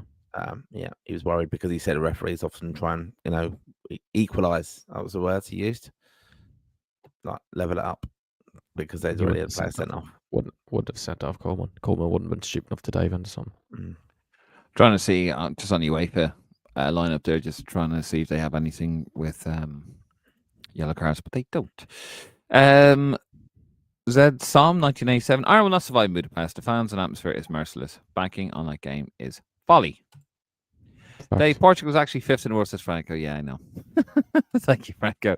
Nick, it is a piss easy group, to be fair. Wasted opportunity. Declan, we've made Armenia look like the 5th best team in the world. He's not wrong, is he? He really did. Rory Connolly had an XG of 0.23 as opposed to our 2.46. We had 43 touches in our box. And they had 2.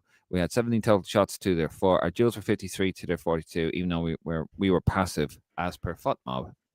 But the XG only came about when Alameda missed an open goal. Like that probably was a 1 by itself. Like it was that XG was very once to 10 men. Like I remove anything because tactics did play a point after 10 men prepared to play against 10 men. Like or you find a way of making playing against 10 men defensive. Round Paddy, we struggle to impose ourselves on very average teams that play like a relegation team who has no confidence. Donny Nagel says to Rory, please don't be sensible and post facts. People just want to be miserable, clearly. Well, Donny, that was against 10 men. Against the 103rd best team in the world. I'm sure you can check what the XG was for the first half. I'll see if I can check here because I'm sure that was definitely a lot different. Yep, have a look at that, Connor. We'll go through the comments here. Right, Rory O'Connell, it just seems strange despite the performance. Will Robbie Brady be back for the Portugal game? Would Martin's love child play left back a Dowda? It's going to be a Dowda, isn't it? Yeah, I think Brady is still in the boot. Yeah. Well, Brady did come over for the game. But what else is he gonna be at like when he's in a boot? Like it's not like he has rehab to do because what rehab can you do when you're in a boot? No, I agree. Like I'm fair play to him. Like Niall Sullivan, Matt Hardy probably will come in. Nick, the majority were singing the anthem last night. To be fair, I think it was just Coleman and Small Boat not singing it. Oh dear. Seems to run in the family, Martin. Ferguson doesn't sing it anymore. Ferguson used to sing. I don't know why he doesn't sing anymore. I know he should have not singing it. It's whatever is your little pre-match routine. Franco, HH is protecting his own reputation with that setup. He wants to be able to show he had success showing up Ireland towards the end of his stint. Anything he's doing now is for him, not for us. I think that's fair. Yeah, he's looking at the next. Did you know in the first half? In the first half, Armenia had 57% possession. Yeah. Completed 305 passes. And we completed 222. That's embarrassing. That's actually I didn't realize I thought we still was like 50-50. But that's shocking. I know we had 4 shots in the first half, but I don't know who. I know Collins had a header. Did Ferguson have a header? It says we missed 1 chance, but so did Armenia. I'm trying to figure out who missed the big chance. So what was our XG? I'm trying to. It doesn't say here. I'm going to find out, but I'm going to find it here.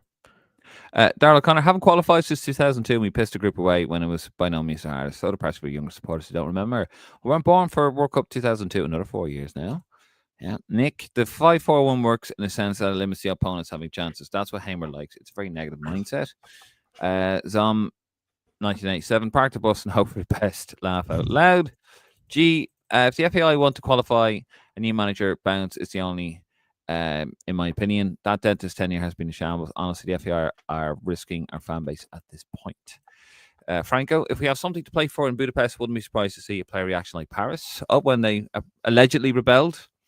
Do you remember in Paris? Yep. And they just, or Soviet Union, Euro 88, where the players did actually rebel against Jack's tactics, start playing it short, cutting inside and not hitting it long, and should have been 4 up before they equalised. Franco, Gregor Lockie, feel sorry for Ferguson. He looked gassed out from doing thankless running back last night in the first half. He looked fucked, to be fair. And hope you're right, Franco. That was different class. The one in Paris, I was there for that as well. Declan, that was my first away game. Declan says, taking the ball to the corner 90-odd minute at home to 10 Armenia summed up the whole night at performance. Kurt, Peterborough United FC, Irish Highland. I watch League One football every week, and I honestly think most teams would beat Ireland. We are shambles, need a whole revamp from top to bottom. AX2, who's your early pick for the next manager, lads? Duffer for me. Martin? Duffer for me. Connor? Kieran McKenna. Nah, we're not going to get him unless he decides. But maybe he might decide his time's done with things there. No, but it probably would be Duff, like just because I want an Irishman, Duff or Bradley, if Kieran McKenna's not available. And by the way, I'd rather Duffer, but Bradley got it. Fair enough. Like he's a better manager. Whoever gets it, I will support 100% as we will. Danny Nagel, honest question here. Stephen Kenny was manager last night. Would he be criticised to level Hamer has been? I don't think he would. No, sorry, go on. Sorry, I thought I found it. Sorry, go on. Yeah, but he would be. He'd have been in the job longer, though, wouldn't he? As well. Kenny in his last year got slaughtered. The difference was with Kenny. You have to remember. Yeah. You have to remember with Kenny in his first couple of months. You know, he had COVID. He was trying to rebuild a team. He was getting players out. He was bringing young players in. Like your Nathan Collins, like your Dara Shea, Jason Knights, and all that. Like Evan as well. He had a massive rebuilding job, which Hamer Hallgrimsson should be absolutely bearing the fruits of right now, but he's not, and he has. And Donny, for all the reasons, like we wanted him to do well, and I don't care where he's from. He could be from Timbuktu. Nothing against Timbuktu. He just shows it's just not for him. It doesn't fit. It's decisions, and we've given evidence to that. We've been fair. We've been wanting the manager to do well. We want any Iron manager to do well. I don't care where they're from or who they are, and he just hasn't done it. He hasn't done it. I found out what the XG was. First half, our XG was 0.34. Armenia's was 0.19. Second half, ours was 2.14. Armenia's was 0.02, which shows that the 2.14 in the second half realistically probably came from Evan Ferguson's goal, which was, in all fairness, it was a tap in and Asic, and probably Adamida's open goal miss. So that's probably where it all came from in the second half. I know we had little headers and stuff, but if it's only 2.14, they're not considered big chance. Like 0.14 of an XG, 1.14 of an expected goal is nothing. Like, so yeah, so I not against, because I think it is a decent metric to judge in that sort of instance as well. I think it shows exactly how little we created, that our total match XG was 2.63, and then 2.14 was in the second half when they had 10 men. Like, the rest of it is shocking. Like, yeah, I don't really go with XG, but when it proves my point, I love XG. G, I take Duffer, Keane, anyone really. Why waste more time? We have no games next year, so why lose a year. I reckon they are having conversations in Lansdowne about contingency. Oh, I'd say they are too, G, to be fair. AX2, and what is the criteria for next manager? Just be Irish. No, you can't. It can't just be. It can't just. No, You have to. I'm joking. Oh, sorry, I didn't see the next comment. Yeah. No, it has to be. It has to be somebody the players will respect. Somebody who's going to rattle a few cages and get those players to buy in, tough love, and to buy in to what the manager is doing. A big personality. That's tough. That's a huge personality. And it also has to be someone that the Irish public knows who he is. Yeah. But sponsors and things like that. No one knew who Heimer was. No one knew. But it didn't matter. It's just his tactics are shite. Yeah, but it does matter because it matters now. But the thing is, things matters now. That's it. He will put bums on seats. But the most important thing though is tactics, and our manager at the moment is tactically inept, to put it lightly. So no matter what we say about whether someone's Irish or whether they get the crowd going or whether they sell tickets or whether they'll bring in sponsor, they have to be a good manager at the end of the day. Because as much as we think Duff would come in and rally troops, so if it goes tits up with Duff, all of a sudden no one will give a fuck about that it's Damien Duff's the manager, and no one will start turn up to Viva because Damien Duff's in charge. It will get this. So yes, it would be an initial boost, but tactically you still have to be there at the start, which I do think we will, because there's probably enough options for the next manager role that we'll have enough options to pick the right choice. But I don't think it's as simple as just saying get an Irishman in who was an ex-international. That's why I don't think about Roy Keane. I think it would be like all this punditry Roy Keane does. Has he ever give one insightful thing on commentary, or not on commentary, on punditry, that you have thought, oh, I never really thought that myself? Has he ever? Because there are certain ex-players that come on, or ex-managers that come on, and they'd be on punditry, and they're able to pinpoint out certain things that happened in the match and explain why this has happened or what the players previewing is. But Roy Keane's just on as a character these days. I think he's always really been a character. He started as a lesser character, and now he's played into it even more. So he's a character. Yeah. So I don't think the Roy Keane thing is possible. No, look, I think there could have been a package there with Roy Keane with a good coaching team behind him as a figurehead. Which look, Ferguson was a figurehead for a number of years, Martin, wasn't he? He had a coaching team behind him. But Ferguson, he had that respect though, didn't he? Like he didn't coach on the training ground. No, but he had the best innovative coaches, and that is a factor where Ireland won't be able to afford to have that. Yeah, but exactly. But they will not. They won't have. They won't have the budget for the level of coach probably we need. But it's funny that I remember Mark Adams' number one remit for the last manager was getting somebody who could come in and coach these players and develop these players. And I'd say Heimer doesn't. I'd say Paddy McCarthy does all the coaching. Did you see something just actually is relevant? Because Pinazaz got criticised, didn't he? That he said he didn't understand some things, and then they put a video TV screen at the side of the plane. So because some of these players, let's be fair, they're not the brightest sometimes. But they're just so what you're used to is they're used to what? Yeah, they're used to what? How they're learning basically. So visuals and things rather than shadows, old things. Yeah. You go over there. Sorry. I'll tell you your point about Keane, but what I'll say about Keane though, Connor, is that his message is very simple, and he does call out things that other pundits are terrified to call out, and that's why people like him.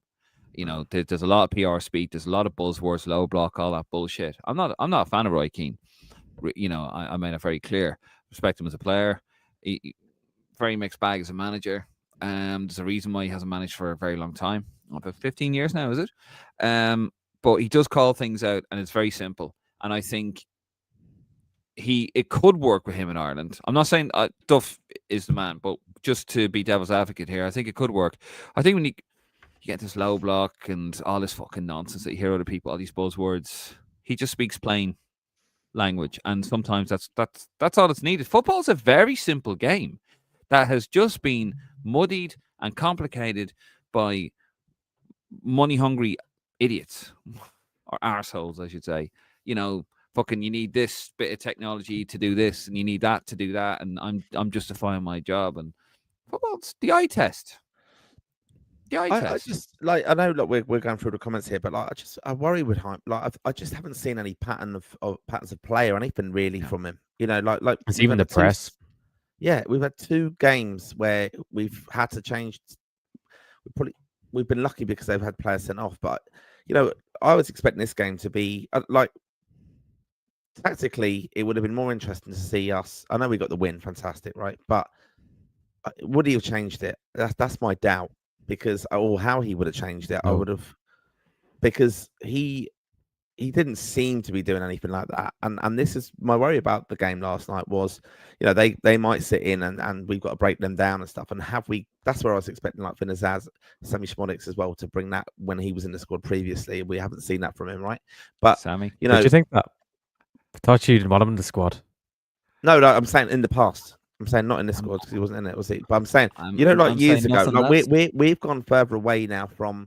Do you remember, like we were desperate for a number 10 who would kind of just open up a team? Like we've had Robbie Brady, Jack Byrne, it was the Joe. Andy Reid, Wes. We are so far away from where we were in the past. That's not even a concern at the moment because we don't ever get the opportunity to play because we're so poor. Like that's not even something that you can think tactically. We don't even press. We don't even press up. Like no, you see this stuff, but there's no way. They talk about press and triggers when a certain player gets on the ball. Like they just don't. They just stood off. They're very disjointed. I noticed that in Portugal. You could see as well. I know it's different in Portugal, but like Ferguson and Festi are having a go at each other because people aren't going, pushing on and stuff. So they're not coached. I do not. They are coached. They're just coached. They're coached terribly. Like it's poorly coached. Like that's. I know they only get limited time. But that's why you keep the message simple, plain and simple, and they're disjointed. That's coaching. That is coaching. And that's why I think questions have to be looked at the coaching staff. Is the management listed at the coaching staff? I mean, Paddy McCarthy, he's at Crystal Palace. They're a top Premier League club. I mean, look what they did to Liverpool a few weeks ago, battered them. You got him, and you got John O'Shea. Hasn't worked out for him wherever he's gone. I'm sorry, lads, not a fan. Haven't seen enough from him. I know I'm digging him out there a little bit, but he was involved in the Kenny era. He's involved now. I think there has to be questions there. Is it the case that they're not doing the job, they're not coaching them well, or they are, and they're telling the manager, they're giving them feedback, the manager's not listening to it? There is, that one of those could be true. Or one of those is true. Sorry, one of those. And is true, it also could it be a certain thing that they're all going so far away from how to play at club level? Because I'm sure it's a lot easier when they're coming in, even under Kenny. A lot of them were playing very like Kenny's style with their club, with the either high press or trying to play at the football. Now they're being told, no, don't play at the ball, just hit it up the pitch. Even though we did try it at a certain context in Portugal, we actually were probably neater in possession at times around the back line. And Portugal, maybe because Cullen was playing and he offers up more on the ball from that deeper. Malumbi was coming short as well, to be fair. In fairness, Malumbi always wants the ball, and no matter what, he always even if you say he lacks what the top Premier League player has, he always wants the ball, and he's not afraid to get the ball no matter where he is in the pitch, which has to be acknowledged. Right, we got loads of comments. Let's try and fly through these. Right, Conor Malumbi was good last night, but stop putting his hands in the wing. Through the middle with wingers either side. Why take Festi off? Apparently, our passing accuracy was better than them. That's another part of that. Jeff Kane, how you doing, Jeff? It took Paki Bonner and the FAI 9 months to find a spoofer. What a shambles, Hamer. Yet idiots were full of the hype after we beat a crap Finland and an equally poor Bulgaria. And then Shane Brown goes, eternal optimist here. Good man, Shane, by the way. Raw subscriber and a huge supporter of the podcast. Thank you so much. Eternal optimist here, but can't see us getting back-to-back results in the next 2 games. Watch Ferguson closely for Roma and for us these past few weeks. Manager has to get someone alongside him. Jeff Kane, David Dunn, the best of this trio. Thank you, Jeff. We knew we'd get a bit of nonsense tonight. Jeff, just give it a 5. It's not April Fool's Day, is it? By the way, someone's commented on my Sheehan Flynn, ex-Leicester City Academy player, been on the bench in the Premier League and Europa League. Compliment I posted about Andy Moran earlier, saying, Andy is a super player with a brilliant attitude. His technical ability is up there with the best I've played against in Premier League too. Would be brilliant to see him feature regularly for Ireland. That's another one that thinks Andy Moran should be playing. That's a lad that's played against the best young player, whatever, Cole Palmer, Morgan Rogers, Lavia, Liam Delap, Evan Ferguson, and he's saying if Andy Moore's up there with the best of them, he should be picked for Ireland. Well, obviously not technically, but in terms of a player, Okay, Connor, calm down, little fan. I mean, I think it's just a disgrace we don't pick our most talented player. Yeah, I mean, Callum O'Dowd is just sitting now. Didzy's retired. Sorry, Didzy's retired. Yeah. G, or play with 2 10s. G wants to play with. Right, Conor Malumbi was good last night. Leave us asked further forward through the middle with wingers either side of him. G didn't. They know why. It's an FAI decision. Oh, this is about the replays, I think. Yeah, fair enough. Illick O'Sullivan, reason you can't get a crowd to the game is there is no train out of Dublin unless you're going to Cork, so hardly any regional support anymore. The sooner to get the band to play the anthem, the better. The whole thing. They need to look at the whole thing, and they need to do a survey. They actually need to do a survey where fans are coming from and how we can improve that. Is it buses, get free buses, or just even like a bus with a fibre ahead they can get fans to and from? Just things like that. They need to. No, we got fans coming from all over the country. And the UK, myself and Martin, of course, as well. That's actually handier. It's easier to get from the UK to a match than it is from. No, it is. Than it is from like all over, like, which is ridiculous. If I was say I was a fan driving up and looking to go, or not driving up, and I was looking to go for a few drinks or enjoy the match experience, you couldn't, because you get a bus, and by the time the match is over, you can't get a bus home. You have to book a place to stay overnight, which puts people off, like, because the prices of Dublin. Absolutely. Just need to look at these kind of things. Nick, agree, Shane Brown, we need to put legs around Ferguson. Bring back the Garda band, says G. Nick, build a team around him, Ferguson. Jeff Kane, the lad from Monaghan giving out about the Portuguese fans and lack of passion. Look to yourself, we're Monaghan United. Come on, Jeff. What? They're still a club. They just don't play in League of Ireland. Unfortunately, I was 10 when Monaghan United went out of the League of Ireland, so I don't know what I could have contributed back then, Jeff. It's your fault. It's your fault, Connor. That's why Monaghan. It's always Rep Tracker's fault. It's always Rep Tracker's fault. Got plenty of welly last night. G. Hamer is lucky to be on 600k. Now, Fox Dewsbury Hall being mentioned Liverpool. Echo about playing for Ireland. Good man. Connor, you spoke about that as well. Thank you, Noel. €140 for tickets for the Portugal game. Nick, rogue shout, but I'd get Richie Wellens in as manager. He'd get Ferguson scoring bucket loads. Richie Wellens? Yeah, Richie Wellens, the Leyton Orient manager, but that is a very, very rogue shout. Because I think he had Charlie Cameron scoring last season loads, and Connolly's doing very well, which is great to see. Connolly scoring and assisting again over the international break, scoring a couple of worldies at the moment. So I know we're not speaking about him in the Ireland picture anytime soon, but maybe next season, because he won't be in League One the way he's going. He's by far probably the best player in that league, to be honest. Fair enough. G, would you take Seamus managing for the last 2 games? No, I wouldn't have been. Actually, I don't know if you've seen Martin. I don't know if you ever see Dimitri Mitchell, ex-Man United academy player, is very, very vocal on Twitter and stuff. And he's at Leyton Orient, and obviously Jack Morehouse is on loan at the moment, which was very annoying. He didn't get to play with the 21s. His thing wasn't done in time, which is very frustrating. But he put a tweet out the other day saying, he was like, United fans, I think Morehouse is a real chance of making it there. Which is because he's seen all those lads like Pogba. I think he's seen me he's a couple of years younger than Pogba and stuff. So he's seen all the top of the top, which is a good sign for a young Irish player coming through, isn't it? Pogba, yeah. Tippy top. Oh, yeah. Generational talent, lads. Yeah, it's not like he made the PFA Team of the Year twice and was in the World Team of the Year as well. Yeah, generational talent. Yeah. He's a generational talent. Yeah, generationally shit. Gregor Lockie, a lot of those tickets are gone already through the pre-sale today for Portugal. I was trying to get a family ticket, and I must have gone 20 to 30 times and just missed them. Sorry to hear that, Gregor Lockie. Unfortunately, it's Ronaldo. You will get them. You will get them. Yeah. Eamon Hanrahan. Sorry, I was just thinking the old The Day Today. Anyone ever see The Day Today? Martin, did you ever see The Day Today? No, never mind. So I also felt watching Ireland, I just can't understand why we're so passive. I couldn't believe we didn't push on after the red card. They just find more and more unexciting ways to make me miserable. Just wanted to have some chance when I go to Hungary. Just a sliver. Franco, Seamus, Robbie, Roy are tough for anything but this for the last 2 games. But get O'Shea out of there. He's had his time. Good man, Franco. I'd pick Caleb Folan over Doherty at left back, says G. Kurt is a Preston fan. I'm looking forward to the World Cup. My family and friends having a great time cheering on England, getting pissed in the sun, having street parties while I'm watching EastEnders. Yeah, Gregor Lockie, just checked there, and only premium level tickets left in the pre-sale at €150 a pop. G, it's tough, lads. The next manager has to be Irish. Good man, G. Nick, Harvey Renard is far too handsome to be Ireland manager. Fair enough, Nick. G, Duff over McKenna. Good man. Duff also lives here. important. Martin Fitzpatrick, Dewsbury Hall, SOS. Save our squad. Harrison D. My takeaways from this campaign are: we can trust Evan to be our main guy. Manning may have solved the left back crisis. We spoke about for a long time. I already knew that manager was poor before the campaign. Good man, Harrison. Gregor Lockie Duff has gone in as you wait for technical advice for the Under-17 World Cup, sharpening his skills. Connor. Here you go with this. He's sharpening his pockets, you mean?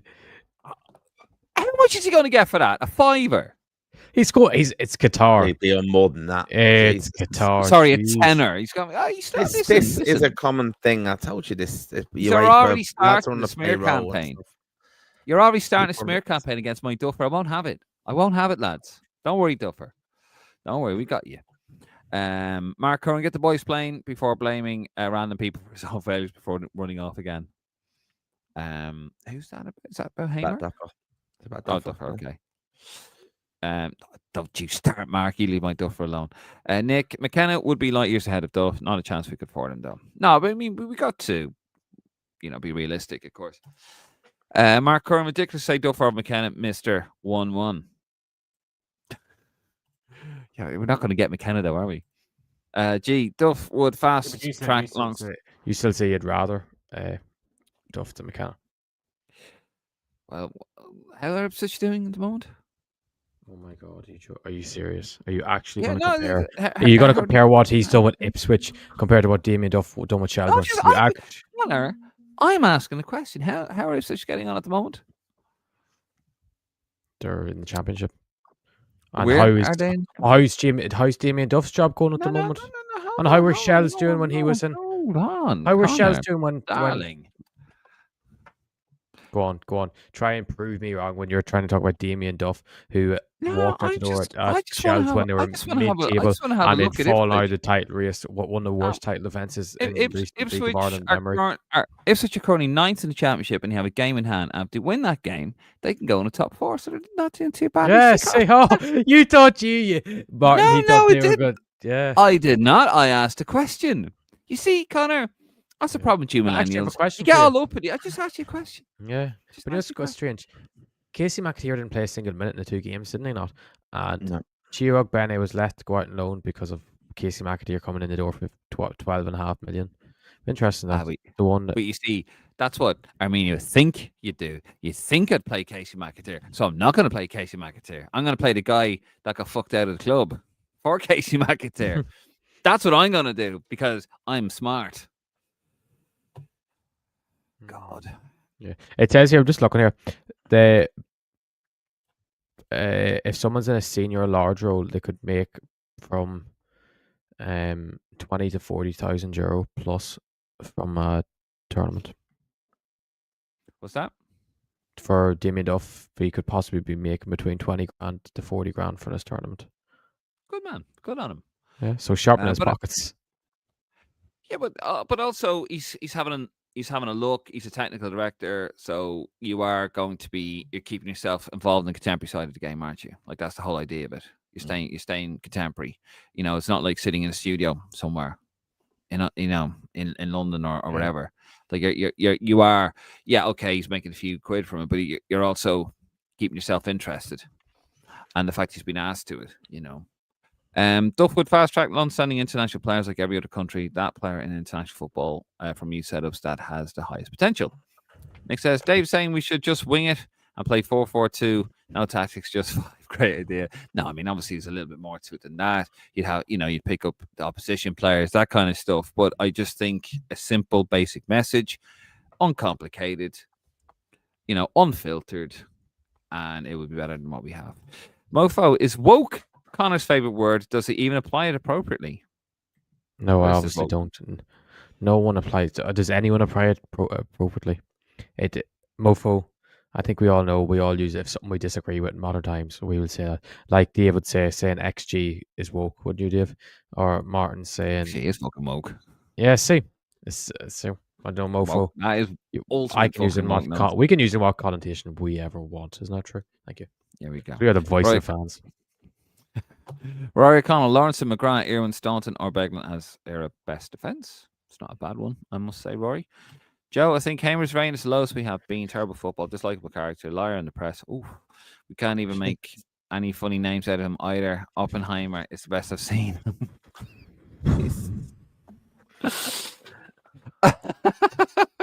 Jesus, the real question is who would have had a better campaign, Hamer or Lee Carsley? I think we all know the answer. Hill and Canham are largely at fault for the current predicament. Sorry, has to be said. No, you were correct, G.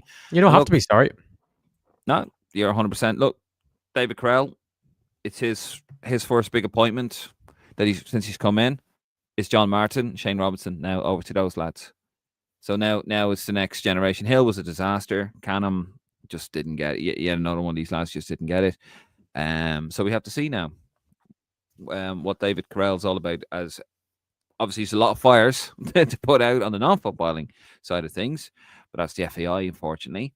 And now we're going to see what the L footballing side does. This is his moment, lads, isn't it? Really? Yeah, definitely. Yeah. No, and best luck to him. Let's see what happens. You know. Joe, do we need an Irish-born manager who will actually care about the future of the Irish team? Hamer clearly did a horrible job in bringing new lads in. God, he really is awful at everything. Yes. Just. I thought you said you lads. I thought you said you lads, and I was like, what the fuck is the other about here? LFC. Yeah, I think we did. Like, just look. You don't have to be Irish-born. Jack wasn't Irish-born to get it. It does help. You have to get. Martin O'Neill wasn't Irish-born. I wouldn't say that. Back away from the microphone, Martin. Back away from the microphone. Everyone else from Derry's Irish-born, but because Martin O'Neill tries to act like everyone hated him because he was from the north, we'll just say that. That was utter nonsense when he came out and said that because it was from Ulster. Nonsense. What's the story with Kieran Disbury Hall with declaring we are missing that quality midfielder that could pick the ball up and connect to defensive attack? That's why there's so many long balls. That was said earlier. But yeah, they have had discussions, so he probably come out in the last two games. Shonick Roy, I wonder how Michael O'Neill can manage Northern Ireland, which has a similar set of players like ours. And produce better results. Even the Armenia team looked more aggressive and hungry. It's called coaching, it's called application, and it's called management. It's that simple. And it's called cutting your cloth accordingly. And that's what Michael O'Neill does really well, to be fair to him. And when he takes over Northern Ireland, he had a bit of a bad start, didn't he? When he came in again, and then he just sorted it out. Brought through all young players, yeah. Yeah, he's a really good manager, Michael. Yeah, best luck to them. Best luck to them. The Irish madman, we are missing quality of players at all. That's not the issue. It's this egoist, I'm better than this, that 90% of the players play with the mentality of, like it's a chore to do so.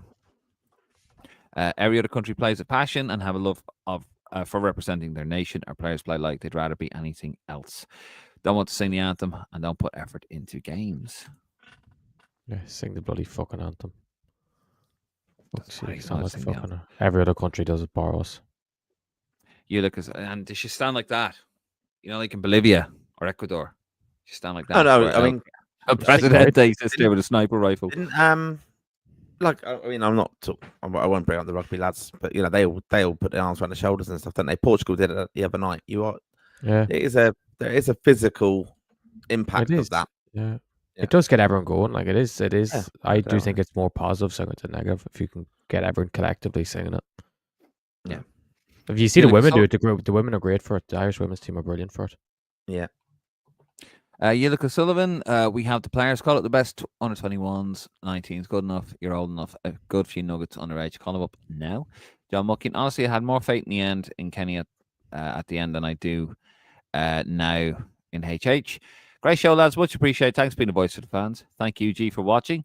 Greg Lockie, you might be onto something there, Irish madman. Mofo, Jesus, Connor is a top. Not happy at me, is he? No, you're getting plenty of well, you are, man. I wonder whose burner account that is. Yeah, he's definitely somebody. The Irish madman. I think if a player won't sing the anthem, they shouldn't be called up, no matter how good you are. It's a matter of effort, passion, and desire to go for every ball and keep your head. Yeah, but the thing is, do you have a question? No, but it's not a condescending question. If it didn't really matter to sing the national anthem, why is it something that the FAI emphasises to teach underage players for Ireland when they represent Ireland, like under 15, 16 levels, so on, that they are taught the national anthem to sing the national anthem before the game? I think that shows that it does matter to learn the national anthem. But it is national pride. Does it affect Seamus Coleman's performance? No, but I don't think you could. But I just think it's just. Didn't affect Roy Keane's performance. It should be a given, though. It just should. I just think it should be a given that you. No, it doesn't. sing No, national anthem. I don't. Listen, We're the only country. It does create something, and it's a connection between fans. Like, because I know there's certain fans that would text me and saying, "Oh, fairness, like you sing about these English," and it's great to see Finn Azaz sing the national anthem. Especially with the last under 21s group, there was a lot of lads you seen. Anselmo Garcia McNulty used to belt the national anthem out, and now Joe Hodge used to sing it.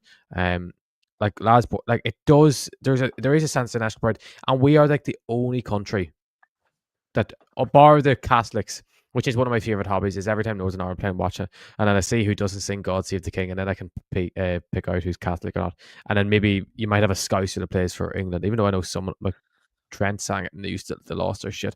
But like, we're the only country that we are honestly the only country. It doesn't make a difference. It doesn't make a difference. It doesn't make a difference. I've just, like you say, it does. How sorry, in the most, because we do have to get through the rest of these questions. In the most bullet point, how does it make a difference to a player's performance? Go. It's just national pride. It's just national. How does that affect the player's performance? Like, but right, you can't just bring it. It does.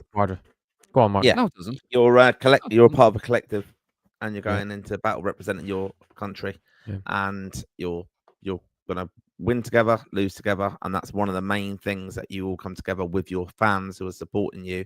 That you have that shared experience. I think it does matter if you sing it. Seamus Coleman, you going to tell me he's less Irish? No, I'm not saying that. I didn't. Roy Keane never sang it.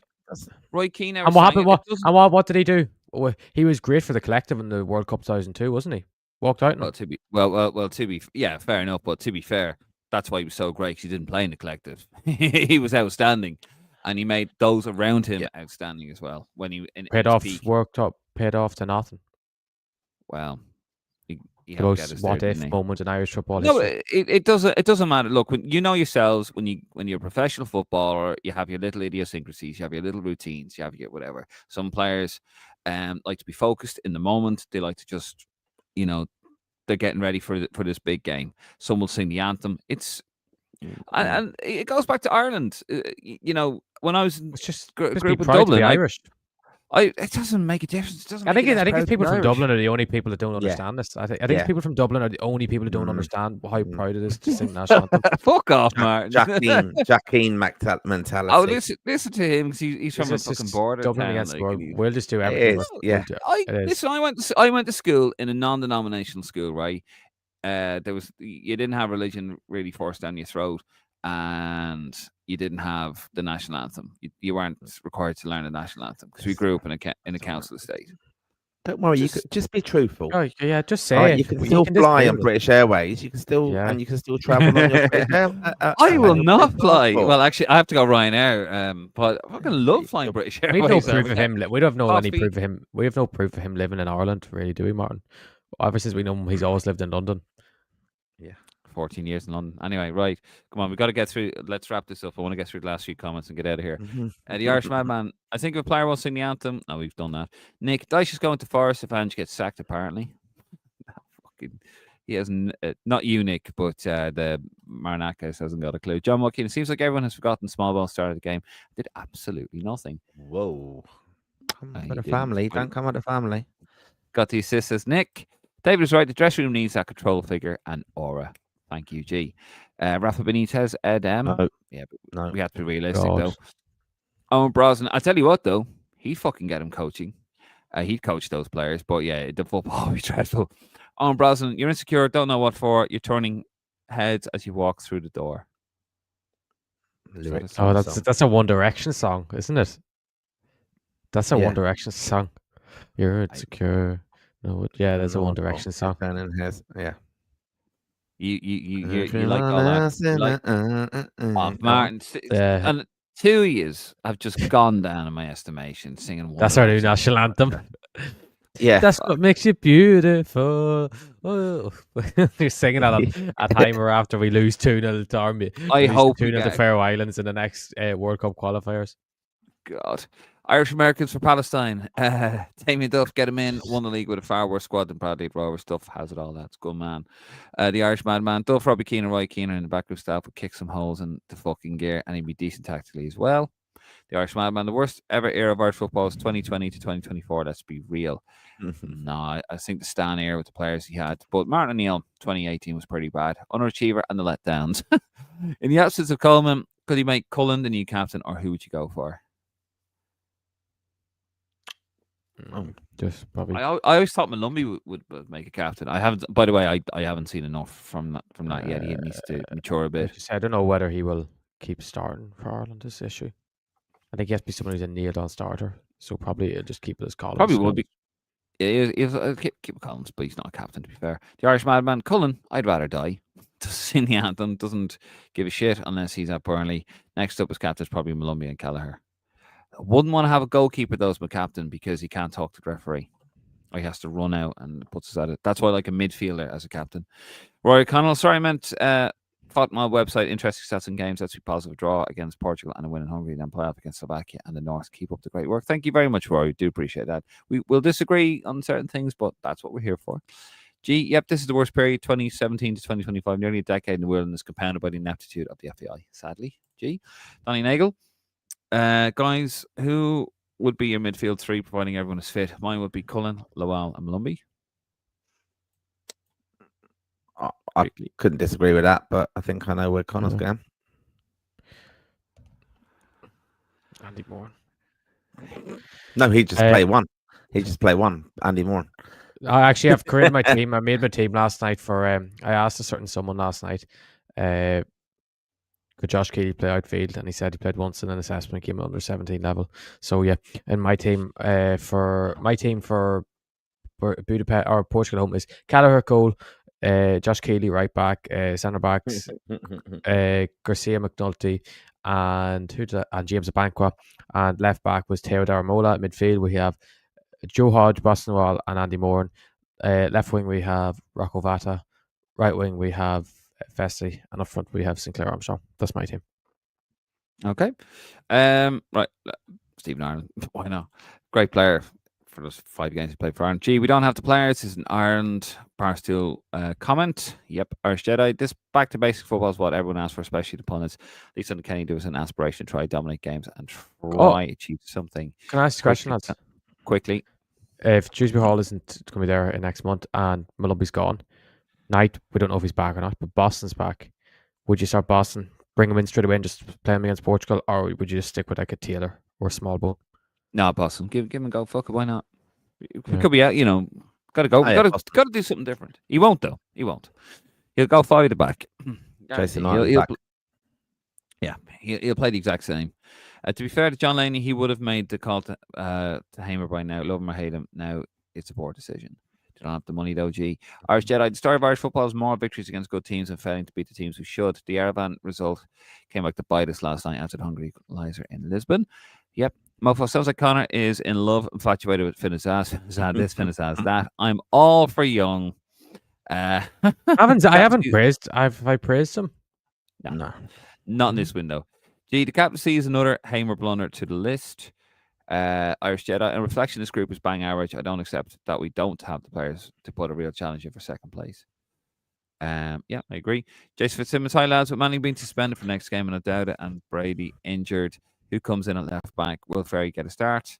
Who would be back up? It's going to be Cod. It'll be Cod if he's back. Yeah, if he's back. Irish Jedi, if Spursian scores the volley before half time, do you think we score 2 and win the game? We were lucky he fluffed the shot. Nope. I reckon we would have got an equaliser, but that would have been it. Yeah. He should have buried it, actually. Mr. 1-1. Yeah, you just wanted to be right. Well, I was getting tired of being right all the time. So, don't mind the odd one going astray. Yeah, Nick, knowing Hamer, he'll bring back Doherty. He'll bring him to play left back. Irish Jedi. The flatness and lack of atmosphere comes from lack of results, but it doesn't help having a manager who the average sports fan doesn't know. It's time for Duff Keane appointment to spark interest. I think now we do need a bit of a show, don't we? We need something to reignite, just something, a character, anything. That's where we're at. Irish Americans for Palestine. Kenny was absolutely dreadful as well. G, building his CV, the story of Hamer walking around, seasoned football journalist, and nobody knew who he was prior to his media unveiling is my favorite Hamer story. Clem Fandango, when you're only listening, David sounds like Ed Byrne. Thanks, Clem. Is that a compliment? I'll take it. The Irish Madman. Kenny was the worst manager in Irish history. Let's be real. Stats prove it. I think Carroll was pretty bad as well. Eye test proves it, although it is Stan. Hamer is barely better than Stone at this stage. I don't think he's... Yeah. Greg Unlucky, a manager who can get us to a press as a unit higher up the pitch would be great start. The only thing HH can teach us is to press the panic button. Brian McCarthy goes to goal score before head-to-head. Joe, Lowell, Moran, and Vata should have multiple caps at this stage, if we're being honest. June's experimental window, but so is March. Bulgaria are pants. The Irish Madman, live watch along. Let's be utterly fucking miserable together. Yes. We'll do it. Joe, we know the players in a position aren't good enough that the manager can't trust Mikey Johnson to start a game. Then why didn't he try Vata or Meku? Madman from Greg Lucky likes that. Nick, yes to the watch along and take a shot every time Ronaldo acts like a gimp. Well, no, it'll be for the Hungary Armenia game now. Franco, watch along and leave me in Slatters to just Martin. God help me. Yep. God help Martin. Nick, majority of our XG was Ferguson goal, Eden miss, and the other Ferguson miss. The rest were just pot shots. Says Nick. Joe, the only dentist that will have you pulling your own teeth out. Freddie Simpson, shame about Conor Coventry not getting a chance to come on last night. Big fan of him. Nick, Ferguson goal equals 0.61. Ida miss 0.58. Other Ferguson miss 0.31. Thank you, Nick. Yeah. That's actually quite detailed. Nick Nagel, the legendary RT pundits, Giles, Dunphy and Brady. I think David has spoken like Gaiman. I'll take that. Conor the statsman like Brady, and Martin the quiet one like Giles. All the stakes for another pod. Nick, football is a simple game, but you still need to implement tactics. Sure, it's a fact, isn't it? We go through date of birth. Sure, Roy would command respect, but that's only part of the job. He shouldn't even be considered unless it's an assistant role. Irish Americans for Palestine. We played a lot of football, a lot of hoofball under Kenny as well. Niall O'Sullivan, Boston Lawal. Let's see who he wants. Irish Americans for Palestine. Andy Moore should be absolutely playing for us. HH hasn't a clue, although I assume the MLS move will lead to this. Correct regarding the fans, the transport to the games is ridiculous, says G. Pogba is World Cup winner, Mr. 1-1, says Mark Kern. Preach, Mark. Preach. Yeah, fair enough. So he is. Great. Mark Kern, comparing McKenna's current form to a man who hid in the hedge on a hill outside Denmark before running off because he was no longer fit to coach. Go on, Mark. Silence. Sorry, Mark. He's really getting you tonight. Yeah, but he's coming at you with facts. He's coming at you with facts. Bang, yeah. Yeah, Pogba was a World Cup winner, but Ronaldo was a World Cup winner in 1994. Wasn't he? Didn't play fucking games, so there you go. Franco, Kieran McKenna, the manager of Ipswich Town, was terrible logic to use. September 2025 after leading his team to an unbeaten record during the period. I just asked the question. Franco, I thought we were friends. I just asked the question. Wasn't I'm going to go with Kieran McKenna and Conor got Pogba did score the World Cup final. Just so you're talking about a lad who didn't play a game in the World Cup. A big difference. Okay. XG is woke as fuck, says G, and Oppenheimer is a keeper, said G as well. Woke is a meaningless trope. Honestly, says Sean Bassett, I would drop Collins. He is so lackluster. I start Egan and go 4-4-2 for Portugal. We need to win at home to them, surely. Probably do at this stage. Call it JJ Gabriel, says Nick. Already, fuck it. He's probably already better than half the players. Sean Bassett comes to the rest of his comments. Singing the anthem is irrelevant. Look back at the World Cup 2002 and count how many were singing it. Thank you, Sean. Nick, Spain are the best team in the world, and their national anthem doesn't even have words. I don't think it matters that much. Thank you, Nick. The Irish Madman. That's completely... You can't compare that with a country that literally doesn't have words in their national anthem. That is different. The Irish media madman. I don't know if it impacts performance, the anthem. What it does show is a lack of respect and passion for your country. I do think it's a blasé attitude that doesn't go well when you're playing a game. Mark Carn, 2-1 loss on the national anthem debate. Mr. 1-1, get it up here. I don't think so. I think Nick, I think Sean, I think a few other people out there would agree with Mark. So I'd say it's probably about 5-4 to me. Yeah, all people from Dublin, by the way. All people from Dublin. They just don't understand what it means to be Irish. We know exactly what it means to be Irish, Connor. We don't have to pretend to know what it means to be Irish, like you and Mr. fucking second generation over there living in London. Oh, yeah, it says the Woodley.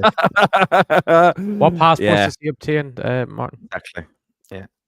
See, I have an Irish passport, lads. It's actually a cheap cup of tea on his British Airways this morning, and he's all fucking happy coffee. now. It wasn't cheap. It was free, and it was coffee. Yeah, so exactly. And it was lovely, and it was fucking lovely. And listen, it was good enough for cousin Will. He was on the same flight as me. It's good enough for me. The Irish media man. It's like the players of the Tash Coleman has historically sang the anthem from my memory. He's repped this country for years with utter pride and passion. These players have in Coleman and Keane. Could do what they want because they play to win every game with their hearts on their sleeves. That made up for lack of anthem singing. These players haven't even remotely earned that right. I think you're speaking out of both sides of your mouth there now, Irish madman. Darrell, can't agree that the Dubs don't know the national anthem as an outside of Dublin fluid Gaelgore, not Gaelic, as I've heard. I think I've heard you say that term, Connor, Gaelic, and I've heard you say that term, Martin. It's fucking Gaeilge. We say Gaelic, we don't say Gaelic. We don't say Gaelic. Gaelic is how would you say it up there? Okay, yeah. Gaelgore and love belting out the anthem before the game. Spine tingling, the only good part of recent games. Well, not according to some of the comments, Darrell. The Irish madman, to do it because they think they're above it all.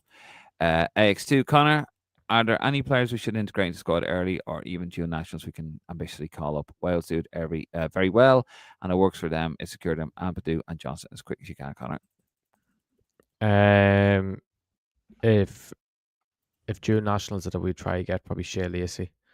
He'd probably be the first one. I would go for it at England wise. I don't think there's any else really. I think actually at that level that you can think that maybe, but just in terms of like Irish lads, maybe Ike Razi, I think should be really watched him last week. He's around teens and he was levels above. So like that, Jimmy Mullins, maybe how good he's been for the 21s. He's been really good, but like it's hard because we all like the reality is we have a squad at a level that actually is quite strong. It's just the fact that just no one kicked on. Maybe if even said Andy Moore because people say no Andy Moore because he's playing the MLS, but I don't care where he's playing. Just pick him. There you go. Nick, absolutely throw Boston in. AX2. Are we seriously scapegoating his ass? We couldn't play any further away from his strengths. We're not, to be fair to him. He's a number 10. Like he should be played at the centre. Number 10 or number 8, isn't he really? He's not a winger. So we get that. Same as Sammy Smodic, my mate. He has to be played down the centre, not on the wing. I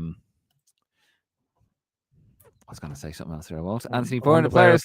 Where will he play the weekend? Anthony Bourne, the players look like they play with fear of making mistakes. Daniel LFC, would you ever think Corinne Ndaba, sorry, will get a chance in the team? Looks like he's getting his chance with Lecce. Yeah, could be an option actually for that sort of game at home. But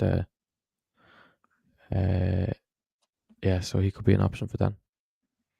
Okay. Mark Curran Pogba plays 6 games, Mr. 1-1. You know what the funny thing is though, right? Like I'm getting he's giving me stick over the name, like Mr. 1-1. I wasn't really a million miles away from that because if they had stayed to 11 players and the fucking captain had lost his head, it probably would have been 1-1.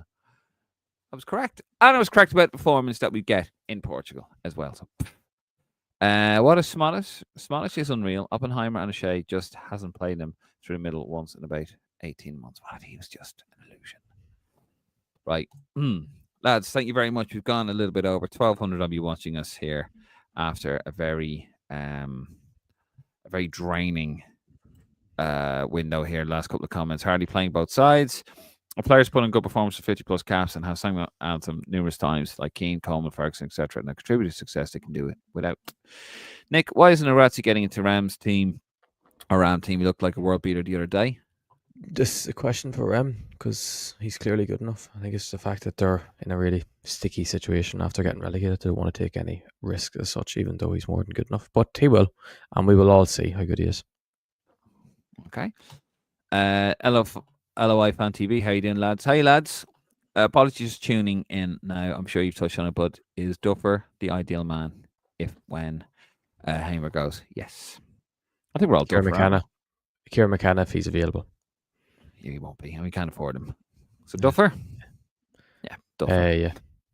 Mark Curran, I was correct as he's incorrect. No, I was correct about the performance. I think you find Mark. The Irish madman singing the anthem a few times when the likes of Cullen doesn't sing, or Collins, and they play like they do. Collins sings it.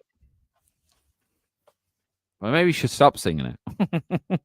Right, anyway, we are going to leave there, lads. Thank you very much. 2 and a bit hours, went a little bit over, but there you go. It is the review, and it's a good way. Do we feel lighter, Roar Faithful? Yeah. Do we feel lighter? Do you feel lighter, Martin? Yep. Are you still hanging? No. Not hanging. No, I'm not. I celebrate the wins. I celebrate the wins. All right. Fair enough. Connor, do you feel lighter? Do you feel happy? No. Are you ever happy? I will be at the weekend if Andy Moran scores. Boston's back. When Boston's back from injury, I will be. Jesus, Nick. Fuck Hamer. Jesus. Wow. Jesus. Well, listen, we are here for the fans to feel lighter. You don't have to agree with us. And I think we saw that yesterday.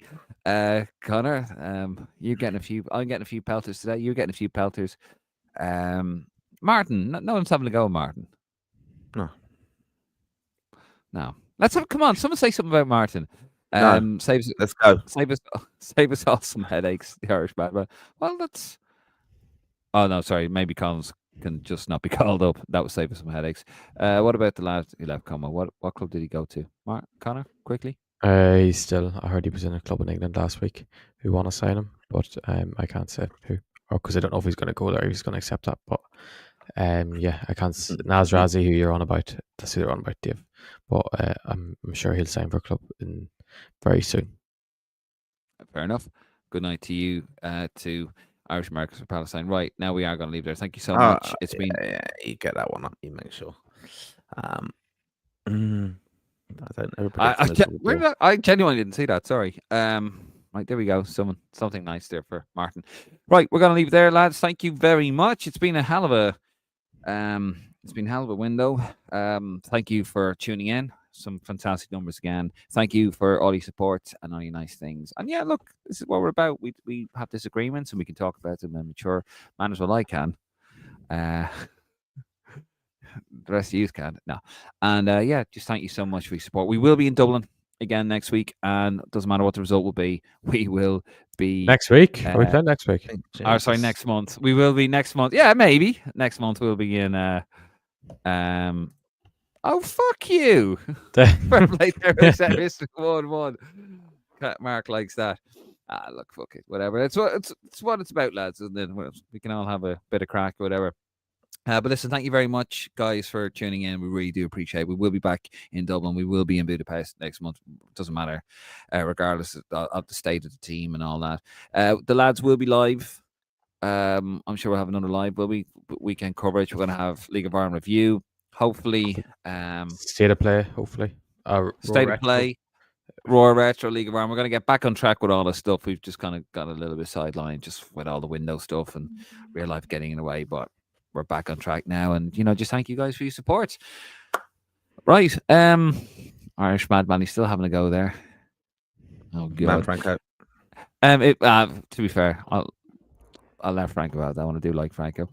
Irish madman, thanks, Irish madman.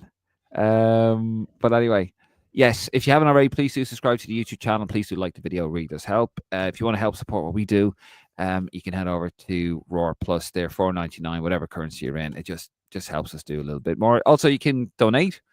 There's a coffee link. I haven't fixed the graphic. there's a coffee link down in the thing below, and Connor's looking for the coffee graphic, isn't he? No, I'm actually not. No, fucking are. But anyway, if you want to donate as well, there's a link below where you can just donate a few quid to us. Or no, it doesn't matter. But it all does help us do what we do. But listen, thank you so much for tuning in. Really do appreciate your support. You are wonderful, and you're the reason why we're here. And we don't forget that. What, Martin? What are you laughing about? The last comment. You have to read it out. I have to read it out for the audio, people. I want my money to go to Connor and Martin only, says the Irish madman. Where's the link for that?